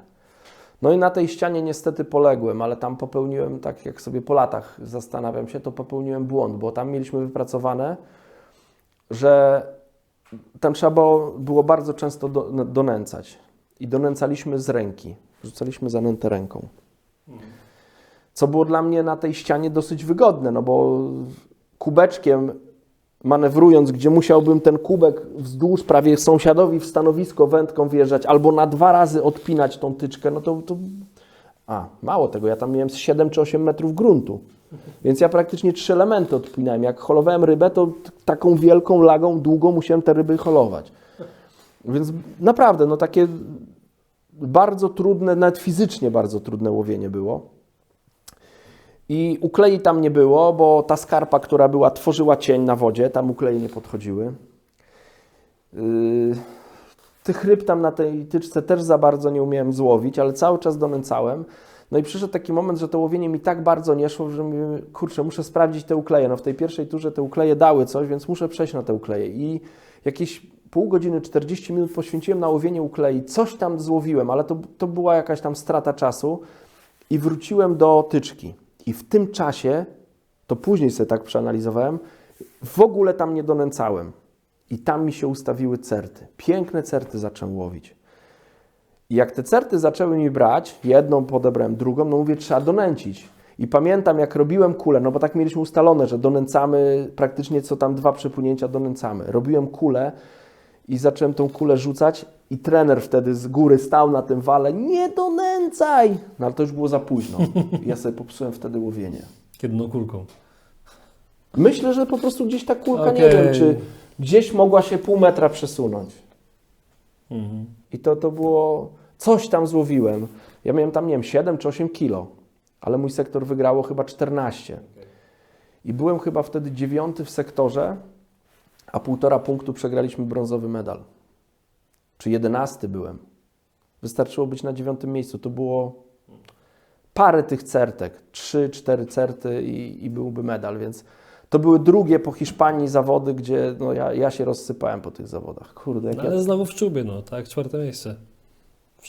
Michał, nikt nie pamięta o 4 miejscu. Ja pamiętam o 4 miejscu i ci wszyscy z drużyny, co zęby zaciskali, że tam nie zdobyliśmy medalu, rozumiesz? Tam był do wyjęcia medal drużynowy, kolejne zawody. Mało tego, to był 2015 rok. Posłuchaj. Z drużyną narodową na Mistrzostwach Świata zajęliśmy 4 miejsce, przegraliśmy 1,5 punktu z Anglikami. W ogóle ciekawostka a propos tego 1,5 punktu. Ze mną w sektorze był Alan Scotthorn. Tylko był w tej połówce, ostatni na płytach siedział. Okay. Był w tej połówce drugiej. Złowił karpia z 6 kilo. Takiego kloca karpia złowił. Ja o karpiu przez wiele lat nie słyszałem. On na Mistrzostwach Świata w drugiej turze łowi karpia, wygrywa sektor tym karpiem. Okay. Jest ostatni, wygrywa sektor, ale w związku z tym, że tam była nieparzysta liczba zawodników, to jego waga liczy się do nas. Liczy się w naszym sektorze, żeby porówno było. Okay. I odbiera punkty mnie. Aha. Miał więcej ode mnie, odebrał mi punkty. Żeby Alan był ze mną o jedno stanowisko obok, to nie byłby pierwszy, tylko byłby 7 z tą swoją wagą. Okay. Więc Anglicy oprócz tego, że no, świetni wędkarze, Alan Scotthorn w ogóle no, to jest mój guru wędkarski, no to mieli ogromne szczęście. Alan wylosował A1 pierwszego dnia, wygrał sektor ze stanowiska A1, z najlepszego stanowiska na całym łowisku. W drugiej turze był ostatni w tym swoim podsektorze i z tą wagą ten podsektor wygrał, w tym by był, nie wiem, 5., 7., 4. Nadal by nie mieli medalu. No ale to szczęście sprzyjało tym Anglikom, no, nam nie sprzyjało. To tak, przegraliśmy 4. miejsce. Chyba chwilę wcześniej byliśmy na Mistrzostwach Świata Klubowych z traperem, zajęliśmy 5. miejsce. Też niewiele nam zabrakło do medalu. Ja z kobietami, jako pierwszy raz jako drugi trener pojechałem wtedy do Belgii i miesiąc wcześniej przed tymi zawodami z kobietami zająłem 4. miejsce, przegraliśmy wagą 3. i 1 punktem 2. miejsce. Więc to były zawody, gdzie co miesiąc na Mistrzostwach Świata przegrywałem medal o tyle. To były 3. zawody po kolei. No to idzie się zirytować. No. I to jeszcze pamiętam, było tak, że wracaliśmy, ja byłem bardzo niezadowolony ze swojego łowienia w tej drugiej turze, wracaliśmy samochodem i ktoś zadzwonił, że mamy brązowy medal. Wygraliście, z Anglikami wygraliście, macie brązowy, minimalnie, ale wygraliście. Jak dojechaliśmy na miejsce, to jednak policzyliśmy dobrze, przegraliście 1,5 punktu. No to ja już mówię, dobra, kit, źle połowiliśmy, ale mamy ten brązowy medal, udało się, nie? A tu się okazuje, nie, jednak nawet medalu też nie macie. No. To były takie, powiem Ci, że trudne dla mnie chwile. To w głowie mi się działo, przez wiele lat mi ten 2015 mi siedział w głowie, ale to był też rok, w którym zdobyłem swój tytuł mistrza Polski, indywidualny w Sławiku. Więc taka... i w ogóle w Grand Prix Polski byłem drugi w całym cyklu wtedy byłem, to był mój, powiedzmy, najlepszy rok w Grand Prix Polski. Więc... To jest za coś. Więc to Mistrzostwo Polski to też ciekawy temat, bo ja wcześniej podczas tamtego podcastu wspomniałem, że jako junior pojechałem na jedyne zawody Grand Prix Polski juniorów na Wartę w Świerkocinie. I powiedziałem, że wrócę do tego tematu. To było właśnie Mistrzostwo Polski, to była właśnie ta Warta w Świerkocinie. Ja wróciłem po wielu, wielu latach na tą Wartę, gdzie zakochałem się w tej wodzie właśnie będąc 18-letnim chłopakiem, gdzie czułem zapach tej łąki, gdzie widziałem tą dziką rzekę, no to właśnie tutaj podczas tych Mistrzostw Polski udało się dobrze łowić i zdobyć Mistrzostwo Polski. I to było Mistrzostwo Polski takie, myślę, w fajnym stylu, bo to było Mistrzostwo Polski na wielu, wielu rybach, bo ja tam w obu turach przekroczyłem 10 kg, w pierwszej miałem chyba 10 z groszem, w drugiej 11 z groszem, więc dosyć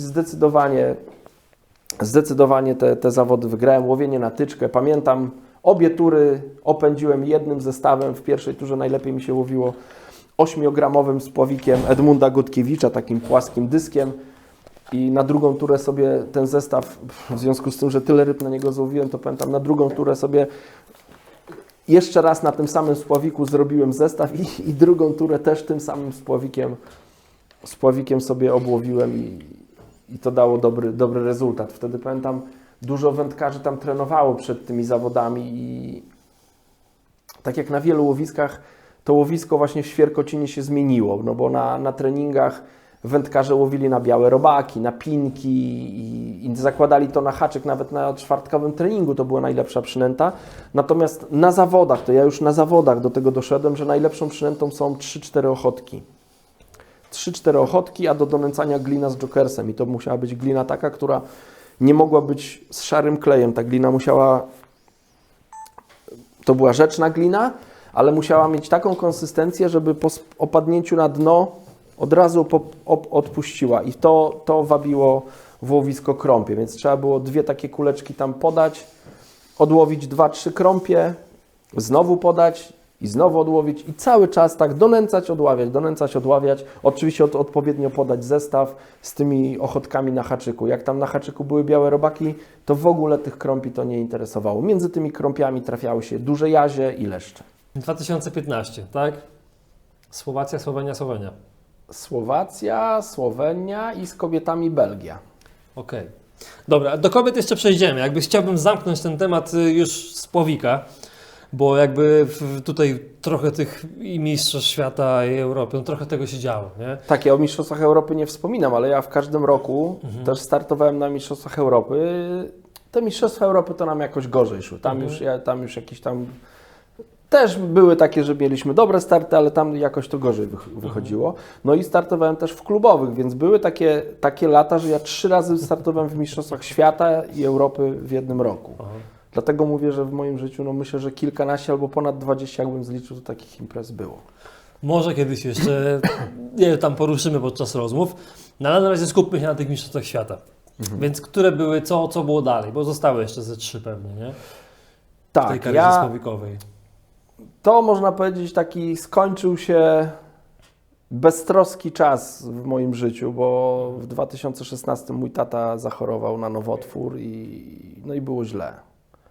Było źle i to mnie strasznie rozbijało.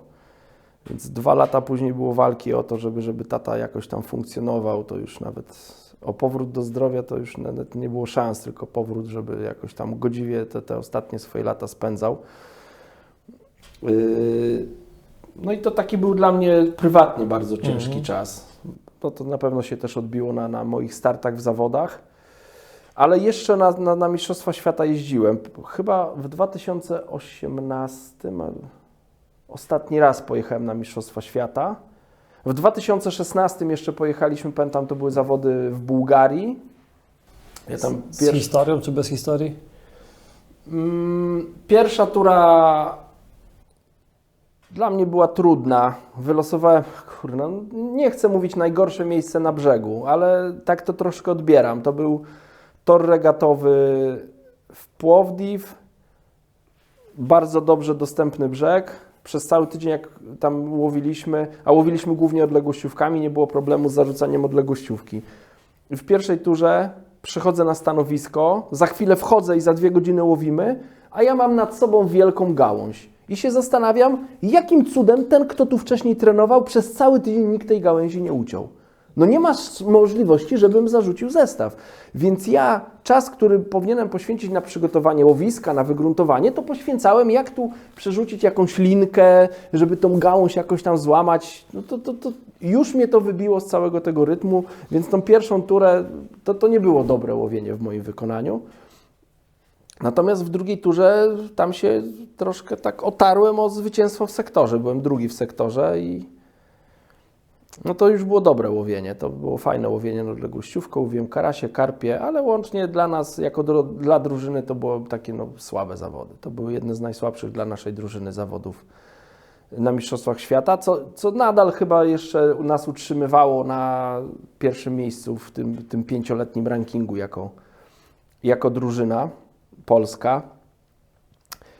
W 2017 roku, już nie pamiętam, czy to w 2017 były moje ostatnie mistrzostwa, czy 2018. Chyba w 2017 to były ostatnie mistrzostwa, w których startowałem. To były zawody w Belgii. To było na tym kanale, gdzie ja wcześniej byłem, w 2015 byłem z kobietami na tym kanale. Coś tam już wiedziałeś. Coś tam wiedzieliśmy, tylko te zawody no dla mnie były bardzo udane, dla drużyny też były bardzo udane, bo my tam chyba 4. albo 5. miejsce też drużynowo zajęliśmy. Pierwsze, drugie, trzecie było absolutnie poza zasięgiem. Belgowie wygrali zdecydowanie, drugie miejsce chyba mieli Francuzi albo Anglicy. No te 3 drużyny były nie do pobicia. Oni tam takie punkty robili, że to było aż niesamowite, że 3 drużyny tak zdominowały te zawody. Żadna z tych pierwszych 3 drużyn, to mówię, o których wspomniałem, nie zdobyła więcej jak 30 punktów, a 4. drużyna chyba miała 50 czy 48, a my mieliśmy 50, więc to było tak, duża przepaść, to była przepaść, to tak jak mówię, to było nie do, tam medal był nie do wygrania na tych zawodach. Z takich ciekawostek, warto wspomnieć pana Stanisława, który jakieś ma polskie korzenie, mówi po polsku, natomiast od wielu, wielu lat mieszka w Belgii. To jest teraz już myślę starszy pan, który ma ponad 70 lat, ale przesympatyczny pan, którego poznałem jeszcze będąc z kobietami i który nam bardzo pomógł wtedy, właśnie na tych zawodach nam bardzo pomógł i to dzięki niemu zajęliśmy to takie miejsce w Czubie, a nie byliśmy gdzieś tam bardzo daleko, bo naszymi treningami żeśmy zeszli na bardzo złą drogę. Po pierwszym treningu żeśmy odrzucili nęcenie zanętą, bo kolega, który miał zanętę, połowił najsłabiej. Kolega, który nęcił gliną, miał najlepszy wynik, więc nasze treningi wtorkowy, środowy szliśmy w kierunku gliny. Ale to nasze łowienie było tak tragiczne, tam było łowienie płotek na tyczkę.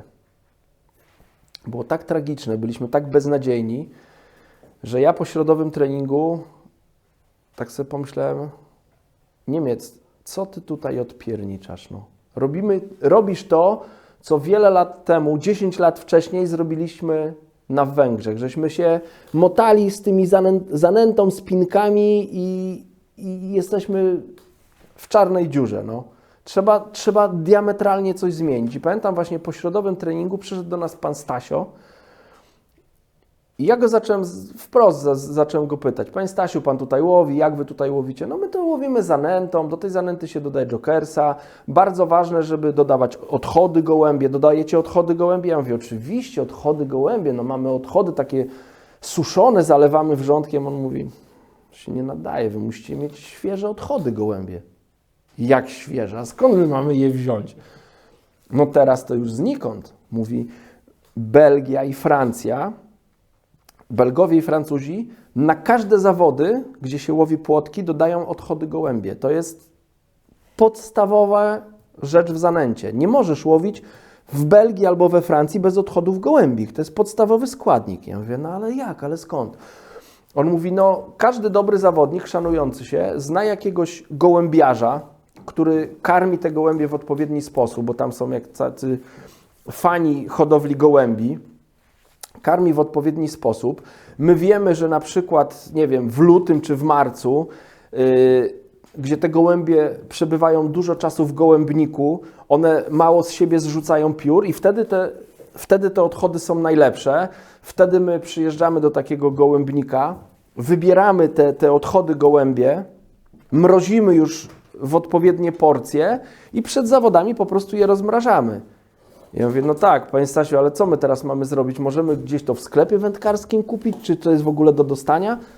A pan Stasiu tak bez zastanowienia mówi, to ja wam dam. Nie, mówi, to ja ci dam. Ja mówię, panie Stasiu, ale my tu jesteśmy drużyną, nas jest 5. Mamy czwartkowy trening, piątkowy trening i 2 dni zawodów. Ile potrzeba na jedno łowienie? No to załóżmy, on mówi, kilogram. Ja mówię, no to nam potrzeba 10 kilo na zawody. Dobrze by było, żebyśmy czwartek i piątek coś przetrenowali.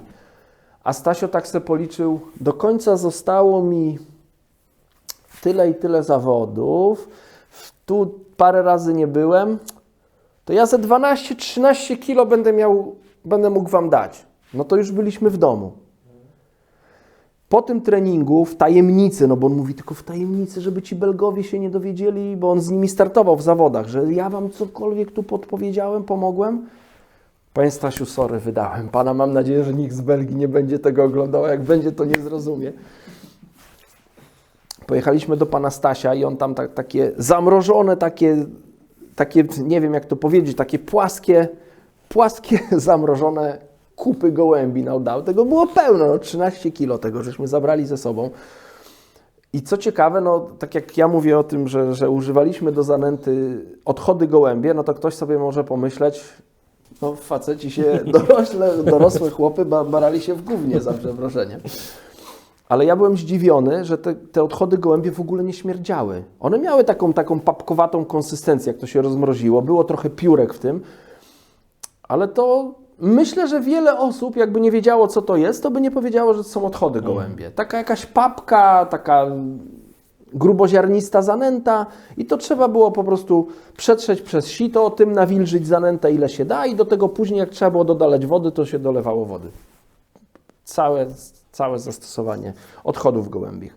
No ale mieliśmy prawdziwe, najwyższej jakości odchody gołębi na to łowisko, więc już w czwartek 2 chyba dostało na treningu tą zanętę z tymi odchodami gołębimi, bo ja po treningu powiedziałem, słuchajcie, załatwiłem od pana Stasia odchody gołębie, on twierdzi, że łowią samą zanętą bez gliny, nie tak jak my, że glina i zanęty tylko troszkę albo prawie w ogóle, tylko trzeba postawić na zanętę. Idzie nam źle, musimy w drugą stronę wszystko zrobić. No i się okazało, że na tym czwartkowym treningu, ja wtedy nie miałem odchodów gołębich na treningu, ale mimo wszystko zacząłem płocie łowić. Ci, co mieli odchody, to w ogóle tam odjeżdżali. Już zaczęliśmy czuć to łowienie. Dlatego ten nasz dobry wynik, to 5. miejsce. Właśnie dzięki temu, że poszliśmy już w zanętę. Zrobiliśmy tam taki błąd, że Tak jak się okazało później, Francuzi czy Belgowie, oni Jokersa dodawali bezpośrednio do tej zanęty, a my mimo wszystko tak jakby nęciliśmy zanętą, ale Jokersa oddzielnie podawaliśmy w glinie i myślę, że to był nadal błąd, bo te płocie jakoś im chyba lepiej się pobierało tego Jokersa z tej zanęty, że tam po prostu trzeba było mieć zanętę z kolendrą i tego Jokersa i to było wszystko, co tym rybom było potrzebne. No jak już przyszło do samych zawodów, no to ja w pierwszej turze byłem 3. w sektorze, a w drugiej turze byłem 2. w sektorze. Czy tam w podsektorze, więc to były świetne też punkty. Tam, nie wiem, 14 chyba indywidualnie byłem w całych zawodach. Więc to były też świetne punkty dla drużyny. No ale to był mój ostatni start. To był mój ostatni start w reprezentacji w Polski, pomimo tego, że byłem najmocniejszy wtedy w drużynie. Najlepsze punkty dla drużyny zrobiłem. W rankingu światowym byłem, no w pierwszej 10 byłem, w rankingu światowym tym 5-letnim. To już później powołania na Mistrzostwa Świata nie dostałem. W Polsce mi gorzej szło, tak jak mówię, no ja miałem tutaj problem, tragedię osobistą, bo mój tata miał glejaka i trzeba było walczyć o godziwe jakieś tam życie dla taty i no nie dostałem powołania, więc to była jedna z takich rzeczy, która mnie, nie chcę powiedzieć zraziła, ale to było takie dla mnie dziwne, że facet, który jest w rankingu światowym w samym topie, który na Mistrzostwach Świata albo jest najmocniejszym, albo jednym z najmocniejszych ogniw w drużynie, no bo ja, tak jak wspomniałem, no te mistrzostwa, o których wspomniałem, no to tam te punkty dla drużyny przeważnie na Mistrzostwach Świata donosiłem dobre. W ostatnim swoim starcie byłem najmocniejszy w drużynie, byłem 2. i 3 i nagle nie ma mnie za rok. Zmienił się trener i już troszkę to inaczej zaczęło wyglądać. Dopóki był pan Andrzej trenerem, tak jakby on wierzył w tą kadrę, wierzył we mnie i stawiał na mnie, a później tak jakby Janusz, który został trenerem, troszkę inaczej to widział. Już wtedy kadra to już bardziej było takie uznaniowe, bo pan Andrzej traktował kadrę, nawet wielu ludzi mu to, myślę, do dzisiaj pewnie nie może wybaczyć, że na przykład na Mistrzostwa Świata jechali ludzie, którzy no nie byli, powiedzmy, w tej pierwszej 5 czy 6 w Grand Prix, ale on wiedział, że bierze drużynę. On też dobrze sobie zdawał sprawę, że ileś lat temu nie mieliśmy medali, bo ktoś, kto był teoretycznie w tej 6, zrobił po swojemu. Odstawił małpę na zawodach i przez to straciła cała drużyna, nie zdobyliśmy medalu. Więc on chciał tego uniknąć, a wiedział, że ta drużyna, którą zabiera ze sobą, pierwsza w 5-letnim rankingu światowym. No co tu zmieniać? Dlaczego zmieniać coś, co funkcjonuje? Nawet jak ktoś, powiedzmy, w Polsce się nie łapał, nawet było tak, że w 10 się nie łapał, dostawał powołanie i jechał na Mistrzostwa Świata, bo było wiadomo, że to jest solidny zawodnik na Mistrzostwach Świata. Dobrze współpracuje, nie oszuka, nie zrobi nic po swojemu. To jest cholernie ważne. W sporcie takim jak wędkarstwo drużynowe to jest bardzo ważne, żeby drużyna ze sobą współpracowała, żeby ludzie, którzy tam pojadą, lubili ze sobą przebywać, lubili ze sobą rozmawiać, żeby nie mieli przed sobą tajemnic, żeby się wymieniali i ze sobą współpracowali. No bo to jest tak, że nawet ostatnio czytam biografię Magica Johnsona. No to Magic Johnson był takim zawodnikiem, o którym mówiono, no był świetnym zawodnikiem, ale on wpływał na drużynę w ten sposób, że jak się wzięło poszczególnych członków tej drużyny, to byli solidni gracze, to byli dobrzy zawodnicy. Ale jak oni tworzyli drużynę, to się okazało, że każdy zawodnik w tej właśnie drużynie jest najlepszą wersją siebie. Że tak jakby ta drużyna wpływa, tak jeden na drugiego wpływa, jest tak jest to wszystko ułożone, że ci ludzie w tej drużynie są jeszcze lepsi niż by byli gdziekolwiek w innej drużynie. I taka w tamtych czasach była, myślę, drużyna narodowa. Teraz jest tak zrobione, że tak jak ja już teraz obserwuję to z boku, no to teraz jest lista ważna. No, kto tam jest w tej pierwszym czubie, no to jedzie. No.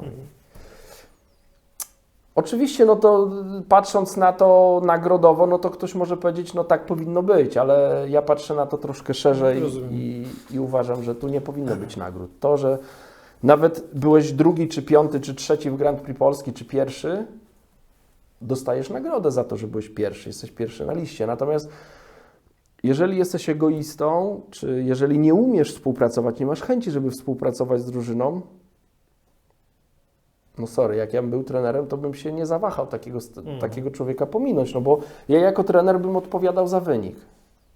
Ja w ten sposób podchodzę. Ale też chyba liczy się to, co aktualnie będzie się łowić na tych mistrzostwach, nie? Gdzie, w jaki sposób i tak dalej. No Tak, bo jak ale- ktoś się gdzieś tam specjalizuje w jednej rzeczy, to nawet jak gdzieś tam... To też, natomiast no, trzeba zdawać sobie sprawę, że wędkarze spławikowi w Polsce są bardzo wszechstronni. Okej, rozumiem. Więc oni, sobie większość z poradzić. nich są takie, no tak jak łowienie uklei, to co ja powiedziałem, że pojechaliśmy do Czech i się okazało, że nasza piątka to są no jedni z najlepszych na świecie uklejarzy. To duże pieniądze bym postawił, że w tamtym czasie tak było. Każdy z naszej piątki przy dobrym losowaniu mógł zostać wtedy mistrzem świata indywidualnie. Zresztą to mi Likery też kiedyś powiedział, że mówi, nie mieliście szczęścia w losowaniu, bo widziałem jak wy łowicie, widziałem jak łowił Sean Ashby, który został mistrzem świata, to jak wy byście 2 razy wylosowali to stanowisko, co on to. Easy win. Każdy z was, każdy z waszej piątki. No ale brakowało tego szczęścia. Więc tak jak łowienie uklei, no to w Polsce, teraz nie wiem jak jest, ale kiedyś to były takie czasy, że ludzie tak obraźliwie nazywali pedałowaniem. No bo, Czemu? no to był, no przecież królem jest ten, co łowi duże ryby, a nie A, pedałuje okej, jakieś okej, uklejki. okej, No rozumiem. kto by sobie brudził ręce z zanętą uklejową? I Tadek wcześniej, kiedyś takie coś, Tadek Zaleski kiedyś takie piękne hasło, pod którym ja się jedną i drugą ręką podpiszę, że wędkarze, jak on to powiedział, że wędkarze spławikowi dzielą się na tych, co psioczą na łowienie uklei i tych, co umieją je łowić. Więc ja myślę, że to trochę z tego wynikało. To łowienie uklejek, mimo że dla mnie to było tak jakby takie abecadło wędkarskie. Ja od tego zaczynałem. Moje początki to było łowienie uklejek. Więc jak gdzieś wracałem do tego, to było takie, no jak nauka chodzenia, jak nauka jazdy na rowerze, to rozwijało gdzieś tam od tych małych rybek można było przejść do dużych rybek. Ale niektórzy wędkarze widać pominęli ten element albo źle do tego podchodzili. Ja w ogóle uważam, że jeżeli się na zawodach podchodzi tak negatywnie, nie wiem, do łowiska, nienawidzę tej kobiałki. Ile razy ja to słyszałem, jak ludzie mówili, przyjechał na zawody na kobiałkę i mówi, że nienawidzi tego łowiska. No to ja wiedziałem, że ja już nie wygram, bo on już jest psychicznie źle nastawiony. Tak. Ja przyjechałem na kowiałkę i wiedziałem, że będę dłubał takie płotki i takie jazgarki, ale ja już się paliłem do tego łowienia, bo wiedziałem, że to będzie trudne, że to będzie wymagało ode mnie dobrego myślenia, celnego donęcania, dobrego timingu w czasie łowienia i tak trzeba podchodzić do każdego łowienia. Jeżeli się od razu na starcie źle ktoś podchodzi do pedałowania, co to za zawody, no to już wiadomo było, że się go ogra, no to już było na starcie wiadomo. Dlatego no, myślę, że teraz zawodnicy no, są bardzo wszechstronni. No, umieją łowić na odległościówki. Kiedyś jak my zaczynaliśmy, to co wspomniałem, że pojechaliśmy w 2006, łowiliśmy na odległościówki przelotowe, no to ci nawet młodzi teraz, młode chłopaki, którzy nie wiem, 5 lat temu jeszcze startowali jako juniorzy, to oni są tak wyszkoleni, jeśli chodzi o strzelanie, celne strzelanie procą, zarzucanie zestawu, budowanie tego zestawu. Oni to dostali po prostu gdzieś tam. My to kiedyś przywieźliśmy z zagranicy, zaczęliśmy udoskonalać, później ktoś tam i oni to dostali, tak macie zrobić. Gotowe spławiki. Oni nie musieli tak jakby przechodzić tej ścieżki. Strzelanie tak samo na daną odległość, czy tam strzela się tam, gdzie proca niesie, no to też my musieliśmy do tego dojść.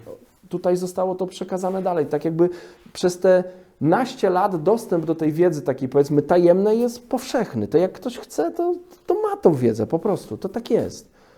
I teraz ci wędkarze, ci młodzi, kurczę, są świetni wędkarze. Trzeba łowić na rzece, on będzie łowił na rzece. Trzeba łowić odległościówką, bierze odległościówkę, strzela i łowi. Trzeba łowić szybkościowo, łowią szybkościowo, więc są wszechstronni. Ja bym dobierał zawodników, jeśli chodzi o to, jak współpracuje w drużynie. Tak jak się mówi, że szatnia jest bardzo ważna gdzieś tam w drużynowym sporcie szatnia. Jak tam ta szatnia działa, nie? To samo jest w wędkarstwie. Jak tam szatnia w wędkarstwie nie działa, to ktoś może powiedzieć, co to za znaczenie? Ma to olbrzymie znaczenie. Więc No i dobra, i co? I jakby przestałeś być powoływany i ile jeszcze w tym spławiku wytrzymałeś, zanim porzuciłeś go na rzecz Fidera? wystartowałem jeszcze chyba w 2018 roku z traperem. Już nie byłem w drużynie narodowej, ani na Mistrzostwa Europy, ani na Mistrzostwa Świata. Natomiast wystartowałem z traperem na klubowych Mistrzostwach Świata w Chorwacji. Też na tej szybkiej wodzie. Na innym odcinku, ale na tej szybkiej wodzie. I tam wtedy też chyba 5. miejsce zajęliśmy. Jest to 5., 4. to tak... Prześladowało.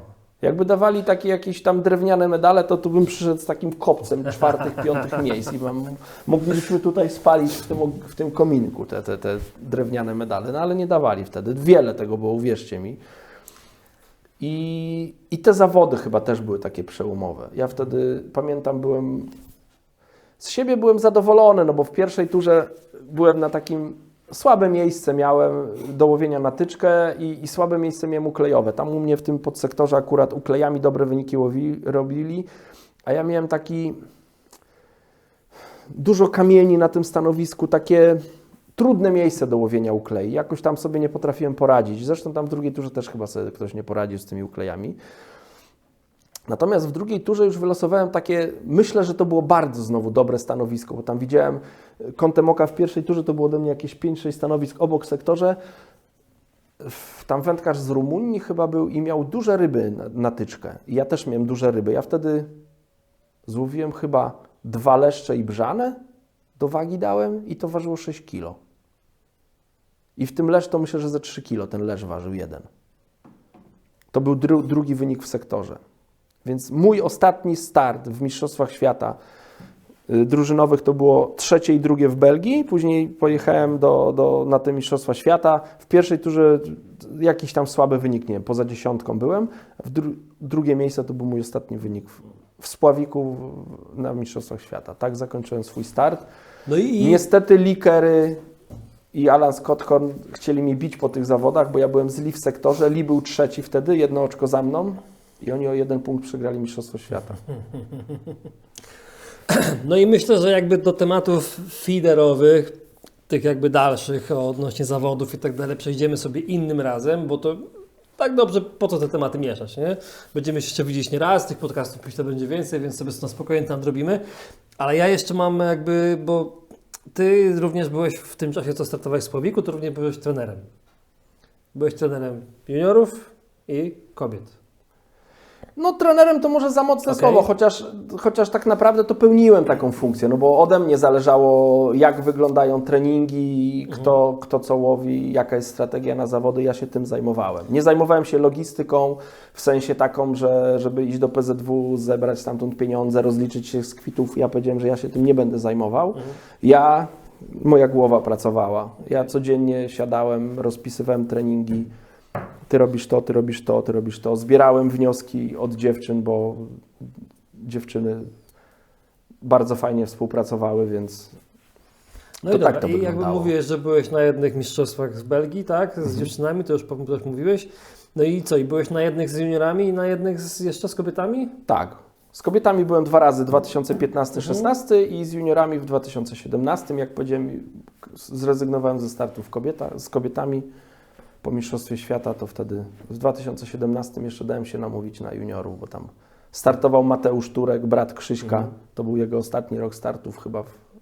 No dobra. Jeden z ostatnich, więc Mateusz też mnie namówił, pomóż nam, nie? No dobra, to te kobiety. Gdzie byliście? Kobiety. Pierwszy wyjazd to był w Belgii. Pierwszy wyjazd to był w Belgii właśnie na tym takim kanale, co mówiłem, że później z seniorami byłem. Łowienie płotek na tyczkę. Łowienie płotek na tyczkę. No to też jest takie zawody. Dziewczyny się spłakały strasznie po tych zawodach. Zajęliśmy, tak jak wspomniałem, 4. miejsce drużynowo. Wagą przegraliśmy brązowy medal, 1 punktem srebrny medal. Tam złoto było nie do wzięcia, bo francuski były zdecydowanie najlepsze. Srebro Jak sobie wspomnę, jedna była ostatnia w drugiej turze, ostatnia była w sektorze, a 1 punktem przegraliśmy. Druga dziewczyna, którą ja miałem obstawiać, ale przez to, że gdzieś tam były problemy i musiałem ją zostawić, poleciałem gdzie indziej, zamiast wygrać sektor, bo jak ja ją zostawiłem, była w czubie, zakończyła na 7. miejscu. Jak ja do niej wróciłem pod sam koniec, mówię, słuchaj, ty nie łowisz tu, gdzie nęciliśmy. No jak nie? A tam wrzucało się prawie wszystko na start, tam dużo wrzucaliśmy na start. Naprzeciwko kwiatków. Ja mówię, ale naprzeciwko tych kwiatków, a nie tych kwiatków. Przecież nie łowiłaś tak pod skosem, jak nęciliśmy. No na 100%. Ja mówię, no siedzisz, nie masz brań, wstaw w te kwiatki. Tylko wstawiła zestaw, ryba. No nie denerwuj mnie, mówię, no zobacz, no ryby były w łowisku. No i żeśmy 1 punktem przegrali takie zawody, ale to były zawody, ja byłem pierwszy raz trenerem, tak jakby ja sobie nie zdawałem sprawy, że dziewczyny, no, które w Polsce osiągają dobre wyniki, mają jakieś braki, jeśli chodzi o techniczne łowienie. Ja nie zakładałem takich rzeczy w ogóle. Ja miałem w głowie, no wydaje mi się, że ja w czasach, jak startowałem, bardzo dobrze umiałem łowić w płocie. To płocie to były takie moje, powiedzmy, płocie i krąpie to były takie ryby, jak było łowienie płotek i krąpi, to przeważnie ja sobie dawałem sprawę. Ja wiedziałem, że trzeba, to co mówiłem w Warszawie, że trzeba je sprowokować, odpowiednio zaprezentować zestaw. I dopiero ja sobie zdałem sprawę bo i treningi nasze wyglądały tak, że ja tutaj wspólnie tam też z kolegami, no powiedzmy, ustalaliśmy coś, co mają dziewczyny robić, przygotowaliśmy dziewczynom zanętę, ja je zostawiałem i mnie nie było przy nich, jak one łowiły. Ja nie widziałem, jak one łowią, tylko obserwowałem, jak łowią francuski, jak łowią Holenderki, jak łowią inne drużyny, żeby mniej więcej później wiedzieć, ile one złowiły, porównać wyniki. I te wyniki no, mieliśmy porównywalne, dobre. Widać było, że te wagi były nawet niezłe. I na którymś treningu ja wróciłem jakoś wcześniej. Jedna z zawodniczek łowi, ale nie może... Widzę, że stoi i nie ma brań, nie łowi ryb. Ja mówię, co się dzieje? No nie ma ryb w łowisku. Ja mówię, jak nie ma ryb? No to ty musisz aktywnie łowić. Ty łowisz płotki, ty nie możesz wstawić zestawu i to ona jeszcze tak wyjeżdża tym zestawem, tak go zostawiła.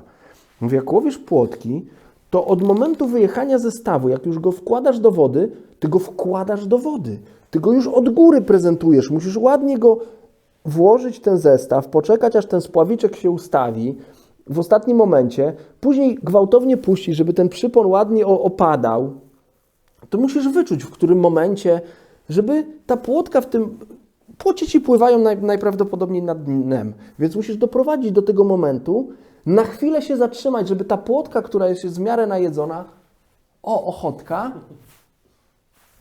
i za tą ochotką zeszła i żebyś miała branie. To nie może być tak, że to ma pęk ciężarków spaść i obok tego coś tam. To jest w ogóle dla ryb nieatrakcyjne. Tak się nie łowi. Tak możesz łowić ryby, które żerują, które są agresywne, a nie które są delikatne. Mówię, daj mi na chwilę wędkę. Po swojemu rozłożyłem obciążenie, ustawiłem grunt po swojemu, nie donęciłem ani jednej kulki. Wstawiłem zestaw, od razu w pierwszym wstawieniu złowiłem płotkę, w następnym złowiłem okonia, później wstawiłem płotkę. 3 wstawienia i złowiłem 3 ryby. Mówię, wiesz, o co chodzi? Trzymaj wędkę. I wtedy do mnie dotarło, że oprócz tego, że dziewczyny potrzebują takiej pomocy, żeby, nie wiem, ustalić właśnie nęcenie, to co na haczyku. One jak już wiedzą co i jak, mają bardzo szybkie ręce, one to wszystko wiedzą, manualnie działają dobrze, ale trzeba na pewne rzeczy naprowadzić. To tutaj dodatkowo jeszcze trzeba było przy tym bardzo technicznym łowieniu, przynajmniej niektórym z nich, pokazać jak to ma wyglądać. Że to nie jest takie łowienie, jak one do tej pory gdzieś tam łowiły na rzece, że tam byle jak wrzuciła ten zestaw, tu płynął, zacięła, wyholowała i takie wstawił, wyjął. No to tak tam nie działało. No i nie byłem w stanie tego wszystkiego dopilnować. Tak jak mówię, jedna dziewczyna w drugiej turze zajęła ostatnie miejsce w sektorze. Ta dziewczyna, którą obstawiałem, pomyliły jej się kwiatki po drugiej stronie. One były blisko obok siebie, ale to zadecydowało, że ten zestaw, który prezentowała to prezentowała w miejscu, gdzie nie było ryb. No ale za śródlecie to nie ucieszy. No tak, później pojechaliśmy do Hiszpanii, do Meridy. To jest ważne, bo to było miejsce, wspominałem, że to było miejsce, gdzie przeżyłem swoją największą wędkarską traumę, bo tam z kadrą jak startowaliśmy, to żeśmy tam zamknęli peleton. I No i tam na treningach była świetna współpraca, tam była świetna ekipa i zawodniczek, i całego sztabu, który był. Tam w ogóle była świetna atmosfera. Tam nie można było się do niczego przyczepić. Tam nie było żadnych niesnasek, żadnych, no nie wiem, niedogadań. Tam to, co wspomniałem o tym Magicu Johnsonie, no powstała drużyna, gdzie każdy z tej drużyny był najlepszą wersją siebie. Był ten fragment. Każdy wiedział, za co odpowiada. Była ekipa chłopaków, którzy tam przygotowali gliny, zanęty czy robaki i oni wiedzieli dokładnie, jak to zrobić. Robili to perfekcyjnie. Dziewczyny perfekcyjnie łowiły. Później jak było wnioski po treningach, to chętnie się dzieliły tymi swoimi wnioskami. Więc tam sam klimat, w którym w ogóle mieszkaliśmy, no, to było chyba pod koniec sierpnia w Hiszpanii, więc tam było bardzo gorąco, 30 parę, 40 stopni. Tam było bardzo gorąco, więc my, żeby tych dziewczyn nie zamęczać, nie siedzieliśmy 2 treningi nad wodą. Tylko już później to, na początku może tak było, ale później to było tak, że zrobiliśmy trening, po treningu wszyscy do samochodu, żeby się na tym cieple tam nie siedzieć. Nie gadaliśmy o wnioskach, wracaliśmy, ja na to mówię, na naszą Panderozę, bo mieszkaliśmy na takim, nie wiem, czy to można powiedzieć gaj oliwny. Droga, gdzie tam było tylko to nasza zagroda ogrodzona murem z basenem po środku i dookoła drzewa, nic więcej. Wysuszona ziemia taka na wiór. No i spotykaliśmy się wszyscy po tym łowieniu w basenie. Więc takie to wejście do basenu po tym pół dniu spędzonym na takim hiszpańskim ostrym słońcu, no było super. Wsiadaliśmy sobie wszyscy w basenie, każdy po kolei mówił, każda z dziewczyn mówiła, u mnie było takie wędkowanie, to zadziałało, tak można było zrobić lepiej, jak zrobiłam jakąś korektę, to i te wnioski wszystkie gdzieś tam każda przekazywała, ja to sobie w głowie układałem, później przenosiłem to na papier, na następny dzień przygotowywałem warianty, żeby zawężać już obszar poszukiwań. I co się okazało? To była niby rzeka, natomiast woda tam bardzo wolno płynęła. Ja jak startowałem tam z seniorami, to pamiętam, że tam zwycięską techniką to było łowienie na tyczkę, na 13-metrową tyczkę karpi z dna. Ćwiczyliśmy takie łowienie, natomiast takie łowienie nie szło ze względu na to, że i wiał tam wiatr, bo to bardzo otwarty teren był. Zdarzało się, że były mocne podmuchy wiatru. No my Polacy jakoś tak nie jesteśmy, powiedzmy, najlepszą nacją do łowienia takich ryb, jak karpie właśnie. To nie jest nasza bajka. Nie mówiąc już o odległościówce. Jak ja zobaczyłem, co tam się dzieje z odległościówką, to powiedziałem, żeby już więcej dziewczyny odległościówek nie wyciągały. Ale skupiliśmy się na łowieniu drobnych rybek przy brzegu. Tam przy brzegu było miliardy chyba tej wielkości karasi, karpików. Trafiały się też większe, ale takie rybki. I dziewczyny regularnie, te, które łowiliśmy je na baty, sprawdzaliśmy na skróta też, ale baciki tutaj i bardzo, takie łowienie uklejek, tylko że z dna i ważące tam, nie wiem, 50 gramów czy 70, trafiały się większe. I dopracowywaliśmy i sprzęt, i taktykę właśnie do tego łowienia tych karasi. Co się okazało? Nasza taktyka była najlepsza na brzegu. 3 drużyny, które zajęły tam dobre miejsca, czyli Polki, Hiszpanki i Włoszki, dokładnie łowiły tutaj blisko brzegu, więc my trafiliśmy z tą taktyką, ale nasz sposób łowienia był najlepszy. No i dziewczyny też manualnie były bardzo dobre, bo łowią w Polsce dużo uklejek, więc one były bardzo dobre manualnie. W pierwszej turze zajęliśmy 2. miejsce, prowadziły Hiszpanki. Mieliśmy 4 bardzo dobre wyniki, jedna nawet z naszych dziewczyn wygrała sektor. Bożena wygrała sektor, ale Kamila była 10. 15 w ogóle wszystkich dziewczyn było, Kamila była 10. Ja obstawiałem Kamilę, to była moja zawodniczka, którą ja obstawiałem, więc ja widziałem, jak Kamila łowi. Kamila na treningach wyróżniała się, była jedną z najlepszych naszych zawodniczek, a tutaj sobie nie potrafiła poradzić. Ja widziałem, co ona robi. Nęci wszystko tak, jak ustaliliśmy. Robi wszystko, co powinna robić i nie ma brań. Po prostu tych karasi, które tu blisko były, nie było, więc została godzina do końca. Ja oszacowałem, jak ona wygląda. Godzinę przed końcem była ostatnia w sektorze. Ostatnia. Ja mówię, Kamila, idziemy na karpie, bo tu się trzeba ratować. Odrabiać punkty, bo jesteś ostatnia. I zaczęła łowić karpie na tyczkę. To łowienie szło tak sobie, ale mimo wszystko złowiła jakieś karpie, karasie Jeszcze zdążyła 5 dziewczyn wyprzedzić, skończyła na 10. miejscu. Byliśmy na 2. miejscu i w drugiej turze no, wydarzyło się coś niesamowitego. To była chyba jedna z najlepszych tur, jakie ja w ogóle pamiętam w wędkarstwie sportowym, bo dziewczyny zrobiły wtedy 2 jedynki, 2 dwójki i 4. W drugiej turze to ile to jest? 2, 4, 6, 10 punktów. 10 punktów na 5 dziewczyn, no to jest średnia niesamowita. Hiszpanki w drugiej turze połowiły jeszcze lepiej jak w pierwszej turze. To słyszałem taką historię, to mi Włoch opowiadał, że przechodził koło Hiszpanek, a trener Hiszpanów już zaczynał otwierać szampana. A on mówi, a dlaczego ty otwierasz teraz szampana? No bo jesteśmy mistrzyniami świata. Wy nie wygraliście tych zawodów. No jak nie wygraliśmy? Po pierwszej turze prowadziliśmy, w drugiej turze połowiliśmy jeszcze lepiej jak w pierwszej. No to kto mógł z nami wygrać? Polacy. To jest niemożliwe. To jest możliwe. Oni zrobili 10 punktów w drugiej turze, gdzie w pierwszej turze jedna z naszych zawodniczek miała 10, a łącznie mieliśmy 20 par chyba. Więc te 10 punktów pozwoliło nam przeskoczyć, mimo tego jednego fatalnego wyniku w pierwszej turze, pozwoliło nam przeskoczyć Hiszpanki. No i dziewczyny zdobyły wtedy złoty medal.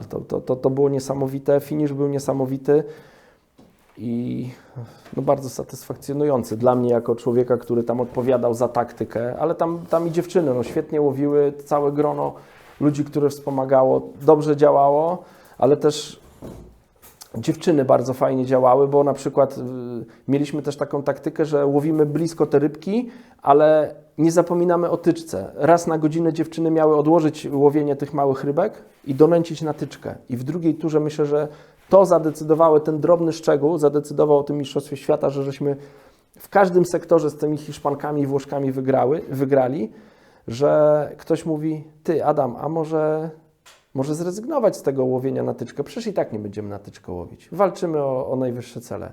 Szkoda czasu. Dobry pomysł.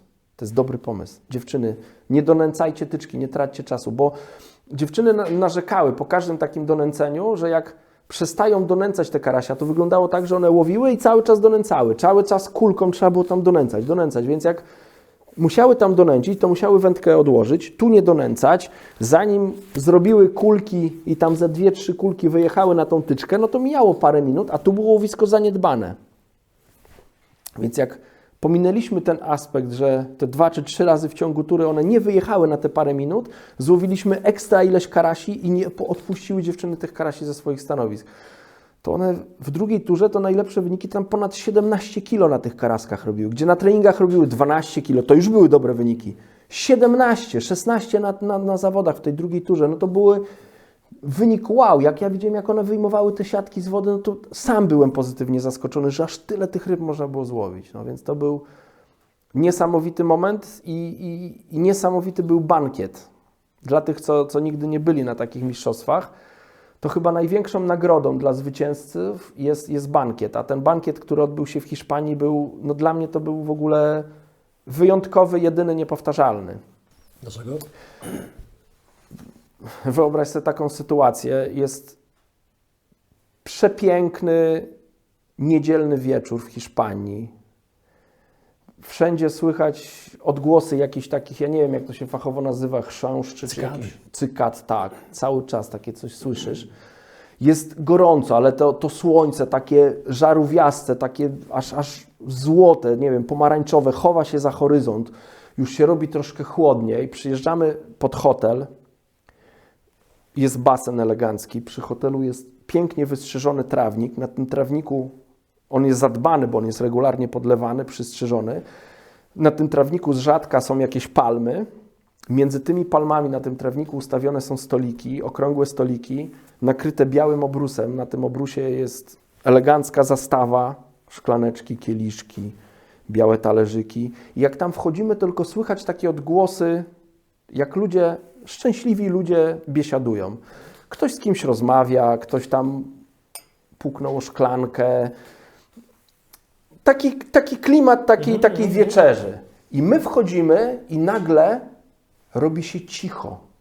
Robi się całkowita cisza. Wszyscy wstają i klaszczą. To po prostu to było niesamowite. No. Jest przeżycie. Jak słucham, też mi To jest ciary po szyi. To było coś niesamowitego. Tam nikt nie powiedział, słuchajcie, przyszli, będą, tylko my wchodzimy i nagle wszyscy milkną, wstają od stołów i klaszczą. Dla Ciebie, dla całej tej ekipy. No to było coś... Kiedyś chciałem to przeżyć. No, to jeszcze będziesz miał okazję pewnie. No chciałbym. Ja już słyszałem tą historię, tą o kobietach, ale tak, no tego się fajnie słucha, nie? To jakby To jest... wywołuje też emocje, nie? No i później przychodzą wędkarze i się pytają, a jak wy łowiliście? No po prostu... Dla mnie to było takie w ogóle wyzwalające, ten cały bankiet, ten wynik cały. To był tak wyzwalający, że no można sobie wyobrazić faceta, który ma jakieś tam marzenia, pojechał do tej Hiszpanii, dostał wpiernicz taki, że no, wróciłem stamtąd zbity jak pies. No. Po prostu naprawdę, ja strasznie przeżyłem wtedy te zawody w tej Hiszpanii. Ten upał nas bardzo zniszczył, te nasze słabe łowienie. No tak naprawdę nie wiedzieliśmy, jak tam łowić. Wróciłem w to miejsce po 4 latach. I wyjechałeś ze złotem. I wyjeżdżamy jako zwycięzcy. I to w pełni zasłużenie. Tam nie było żadnego przypadku w tym nie było. Polacy, którzy nigdy na takich egzotycznych łowiskach nie zdobyli dobrego miejsca, nie byli brani pod uwagę, wróciliśmy jako mistrzowie. No. Także to było chyba w top 3 moich wędkarskich przeżyć. A bankiet, no, lepszego bankietu nie pamiętam niż tamten bankiet. To było wybitne. No. No dobra, zbliżamy się powoli do brzegu naszego podcastu, bo znowu mamy ponad 2 godziny, ale zastanawiali się, jak to słuchać, kiedy to słuchać, a potem wyszło, że w sumie fajnie no tego posłuchać. Podczas podróży można Ja zresztą napisał, że podczas wiązania haczyków słuchał. No na przykład, jak robimy coś, na co nie trzeba patrzeć, no i się skupiać. Tak, bo tu obraz nie jest ważny. Najważniejszy jest głos. Także to już ostatnia rzecz. Chociaż widok wzruszonego Niemca to nie będzie Wam często towarzyszył. Ale ja jestem osobą, która się często wzrusza, ale... No ale właśnie. Tak, żeby już zamknąć też temat trenerki, no to jeszcze juniorzy. Byłeś raz z nimi? Tak. Byłem raz i tak jakby no po tym starcie z kobietami wróciliśmy ze złotym medalem, było wszystko ok, ale może się nie będę zagłębiał w szczegóły. Dostałem trochę po łbie po tych zawodach, okazało się, że tak czułem, że gdzie wiedziałem, jestem pewny, że mój wkład w to był bardzo duży, nagle się okazało, że ja jestem niepotrzebny tej drużynie, więc zrezygnowałem ze startu. Nie będę wnikał w szczegóły, jak zostałem potraktowany i powiedziałem sobie nigdy w życiu. Natomiast odezwał się rok później Mateusz Turek. No ja i z Krzyśkiem, i z Mateuszem, ja ich znam od dzieciaka, oni mi bardzo pomagali. Krzysiek w tamtym czasie ze mną na każde Grand Prix Polski jeździł. Ja z Mateuszem bardzo często, jak wracałem gdzieś z jakichś zawodów Grand Prix Polski, no to żeśmy godziny spędzali na rozmowach o wszystkim, o życiu, o muzyce, o łowieniu i tak dalej. Więc no tą rodzinę Turków, że tak powiem, zawsze była bliska mojemu sercu i tak sobie pomyślałem, kurczę, no może warto z tymi chłopakami pojechać. No, to jest ekipa, która jest warta tego, żeby też jakieś tam fajne miejsce na tych mistrzostwach zrobić i Janek Białdyga, tata Maćka, zaproponował mi, bo on był wtedy trenerem kadry, żeby pojechać jako powiedzmy ten drugi trener na Mistrzostwa Świata właśnie z juniorami do Irlandii na jezioro Inniscarra. No i pojechaliśmy tam na miejsce i pamiętam pierwszą taką odprawę. Usiedliśmy, to była chyba w sobota, czy niedziela wieczór, następnego dnia miał się odbyć trening. I z nami też, tak jakby przy tym naszym wspólnym stole, czy tam wspólnym pokoju była też drużyna U20, której trenerem był Maciek Białdyga. I usiedliśmy przy tym wspólnym stole i zapadła taka krępująca cisza. Nikt się nie odzywał. No i nie wiem, no jakiś taki instynkt był, że to sobie pomyślałem, to ja przejmę tą pałeczkę. Aha, okej. No bo wszyscy siedzą, jeden na drugiego patrzy i nikt się nie odzywa. A jutro jest rano trening, trzeba coś zaplanować. A spotkaliśmy się na Żeby odprawę. ustalić. No. No i zacząłem gadać i to wszystko jakoś tak powolutku się potoczyło. Mówię, słuchajcie, przyjechaliśmy tu w takim i w takim celu. Trzeba bardzo mądrze przepracować treningi, żeby później w sobotę, w niedzielę zebrać plon tych naszych treningów. Na pierwszy trening, jak macie jakieś propozycje, to rzućcie, jak nie, to tam akurat w juniorach to chyba tam ich startowało 4 i 5 był rezerwowy. W kobietach było i w seniorach 5 i 6 rezerwowy, więc tu 4 czy 5 jakichś wariantów tam ustaliłem na pierwszy trening. Czy się zgadzacie? Tak, tak, zgadzamy się. No to róbcie zanętę, jutro się spotykamy, trenujemy. No i tak po każdym treningu w tym samym gronie, czyli U25, z którymi ja wtedy współpracowałem, i U20 spotykaliśmy się. Każdy z zawodników po treningu oczywiście miał ważone ryby i każdy z zawodników po treningu był proszony, żeby przekazał jakieś swoje informacje. Tak jak z kobietami to wyglądało, tak jak my z seniorami mieliśmy, że każdy opowiadał o swoim łowieniu. Tak samo tutaj każdy z tych juniorów opowiadał. Ja miałem taki wariant, takie coś u mnie sprawdziło się, albo się nie sprawdziło, to nie było dobre, bo coś. I zawężaliśmy kręg poszukiwać do tego stopnia, że tam gdzieś oczywiście były sugestie, żeby zmienić zanętę, trochę zmodyfikować właśnie ze strony U20, więc tą zanętę żeśmy zmodyfikowali. I tak żeśmy zawężali, że przyszło do pierwszego dnia zawodów, no i okazało się, że po pierwszym dniu zawodów U25 jest chyba na drugim miejscu, a U20 prowadzi po pierwszej turze. I chłopaki z U20 wtedy mieli 3 jedynki, 3 wygrało sektor, tam nie było podsektorów. No. 3 jedynki, a jeden był chyba 10. Jakoś tam daleko, bardzo daleko, a mimo wszystko wygrywali po pierwszej turze. No i a mieliśmy odprawę ustalone o danej godzinie. O danej godzinie się spotykaliśmy, nie wiem, o 20 się codziennie spotykaliśmy. No ale my byliśmy na drugim czy na trzecim miejscu, więc tak jakby mieliśmy kogo gonić, widzieliśmy nasze niedostatki, nie? Gdzieś tam, właśnie ja Mateusza obstawiałem, Mateusz najsłabiej drużyny połowił, więc była decyzja, że Mateusz nie będzie łowił w drugiej turze i Konrad go zastępuje. Konrad Kuchciak, który no świetny wędkarz. Wtedy właśnie w drugiej turze jako rezerwowy wchodził i też miałem Konrada obstawiać w drugiej turze. No ale czekamy na tych U20, a ich nie ma. Wyglądam z domku, oni hi, przed domkiem se siedzą, zestawy se robią i w ogóle tam sielanka. I se myślę, no jak to? Cały tydzień pracowaliśmy wspólnie. Więc jak muszkieterowie, nie? Jeden za wszystkich, wszyscy za jednego. Jak jest dobrze, jesteśmy razem, jak jest gorzej, to trzeba, tak jakby my ciągnęliśmy, ja miałem takie poczucie, że te nasze ustalenia, no bo to było tak, że ja coś ustalałem, a oni to sobie przepisywali i robili to samo według siebie. Więc no, współpracujmy do końca. Więc poszedłem do nich, mówię, słuchajcie, gratuluję Wam, no super wynik, do tego dążyliśmy, trzeba go utrzymać w drugiej turze, ale czy nie chcielibyście czegoś poprawić na tą drugą turę, coś zmieniać? Co to zmieniać? To trzeba robić to samo, co my żeśmy zrobili. Prowadzimy 3 jedynki. 3 jedynki? A to dlaczego ten był jeden z ostatnich miejsc w sektorze zajął? Dlaczego tak się wydarzyło? Może jednak jest o czym pogadać. No bo skoro są 3 jedynki, to jest super, ale dlaczego on tak słabo? Jakbyście mieli 3 jedynki, 2, 5, tak, ale nie zamknięcie w jakimś sektorze. To jest coś niepokojącego. No dobra, to przyjdziemy. No i przyszli, zaczęliśmy rozmawiać. I co się okazało? W tym sektorze U20 był sektor, gdzie, bo to jeziora w ogóle irlandzkie, tak jak tam byliśmy, to były takie jeziora głębokie, skaliste. To dno było skaliste, tam się łowiło na skalę.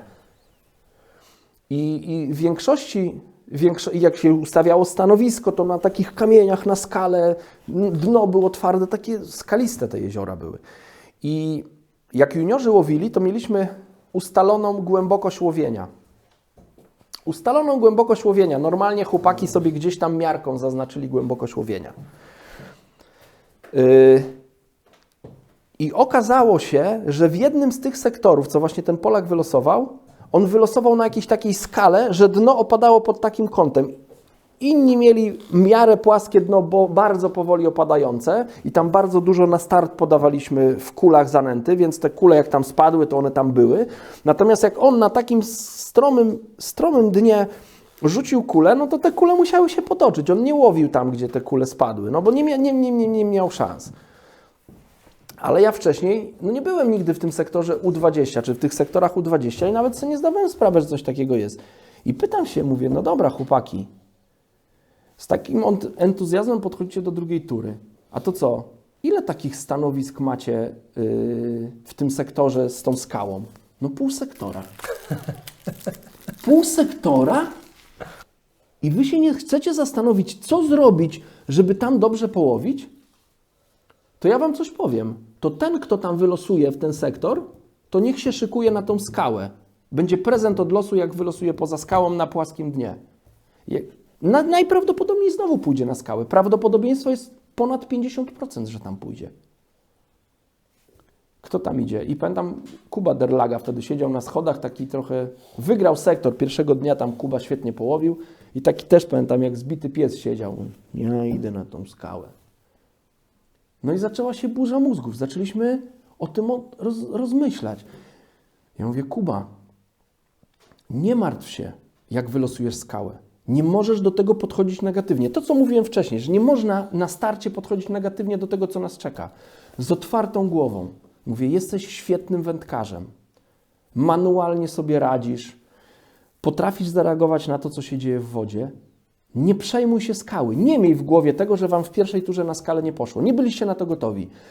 Postaramy się teraz tu ustalić coś, co być może ci pomoże, żeby uratować dobre punkty dla drużyny, żebyście nadal mieli szansę na Mistrzostwo Świata drużynowe. Prowadzicie po pierwszym dniu. Mówię, słuchaj, jeżeli wylosujesz skałę, nie możesz wrzucić raczej zanęty w kulach. No bo na takim dnie, sam wiesz o tym, że na takim dnie wrzucisz kulę tu, ona się potoczy i tyle, jak jest twarda. I wtedy Edmund też Gutkiewicz się wtrącił, bo Edmund też był z nami. Jako tam jeden z członków tej ekipy mówi, trzeba rzucić luźne kule po prostu. Takie kule troszkę bliżej, luźne, żeby one po opadnięciu na dno stworzyły dywan na dnie. I wtedy będziesz mógł łowić, szukając te ryby na tym stoku. Nie przywiązuj się do jednej długości. Ja w ogóle mu mówię, słuchaj Kuba, jak przyjdziesz na stanowisko, nie rozkładasz kosza, gruntujesz łowisko wcześniej. Szukasz na tym stoku jakiegoś zatrzymania. Tobie taka półeczka wystarczy. Nic więcej ci do szczęścia nie potrzeba. Nawet godzinę na to gruntowanie poświęć. Masz znaleźć kawałek miejsca. Rozłóż sobie 2 topy, nie 10. 2, żebyś mógł tu łowić, żebyś wiedział, że łowisz tu, gdzie nęcisz, bo nęcenie mamy świetne. Musisz tak zrobić, tak sobie to w głowie poukładać, że tu, gdzie zanęcisz, tu masz łowić. Jak nie będziesz mógł dokładnie zlokalizować, wiedz o tym, jaki jest mniej więcej spadek i sobie przesuwaj ten zestaw, podciągaj pod ten stok, szukaj tych ryb na stoku. Może nie będą tu, może będą 10 cm dalej, może będą 30 cm bliżej. Musisz po prostu je znaleźć. Nie przywiązuj się do odległości. Łowicie 11,5 metra wszyscy, czy tam oni chyba mogli 11,5 metra wędkami łowić. Ci U25, nie pamiętam czy 11 czy 13 łowili. Wiecie, że optymalnym gruntem na zawodach to było tam, nie pamiętam, 2,5 metra czy 3,5 metra. I taki grunt Cię interesuje. Ustaw sobie grunt na topie i od brzegu idziesz, szukasz tego gruntu na tym stoku. Czy to będzie 5 metrów od brzegu, czy to będzie 8 metrów od brzegu. Nie ma żadnego znaczenia. Interesuje Cię głębokość, bo na tej głębokości są płocie. I na tym mniej więcej pół metra bliżej, pół metra dalej szukasz sobie półeczki. Jak znajdziesz półeczkę, łowisz. No i się okazało, że Kuba zdewastował tam wszystkich. Wygrał sektor zdecydowanie. Jak ja oglądałem wyniki, to tam to była deklasacja na płotkach. Łowił blisko, szybko, precyzyjnie i został mistrzem świata wtedy indywidualnie. Drużyna U20 została wicemistrzem świata, a U25 zajęła 3. miejsce. Brązowy medal. Tam niewiele brakowało też do srebra. Złoto było poza zasięgiem, tam młoda drużyna francuska była genialna, więc to było poza zasięgiem. Srebro było w zasięgu, tam drobne błędy zostały popełnione, no ale niestety, no takie rzeczy też się zdarzają.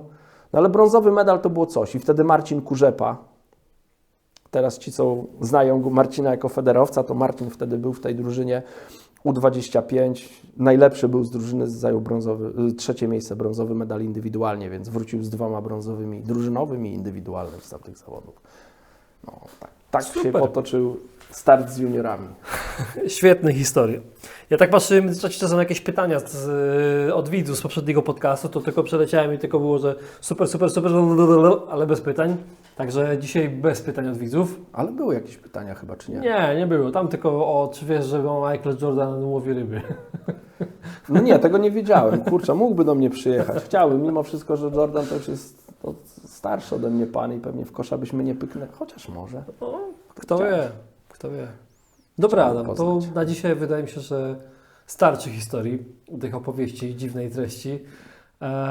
Także myślę, że możemy się spokojnie z widzami pożegnać i zaprosić na pewno do kolejnych podcastów. Z Adamem na pewno podcast będzie, jak wróci z Litwy. To na 100%.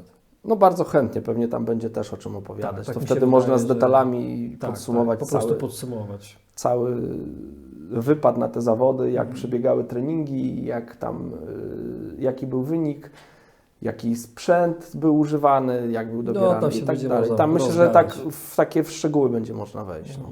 No dobrze, to wszystko. Jeżeli się podobało, to pamiętajcie, łapka, subskrypcja to się zawsze przyda. Dzięki Adaś za rozmowę. Dziękuję. Trzymajcie się. Do zobaczenia.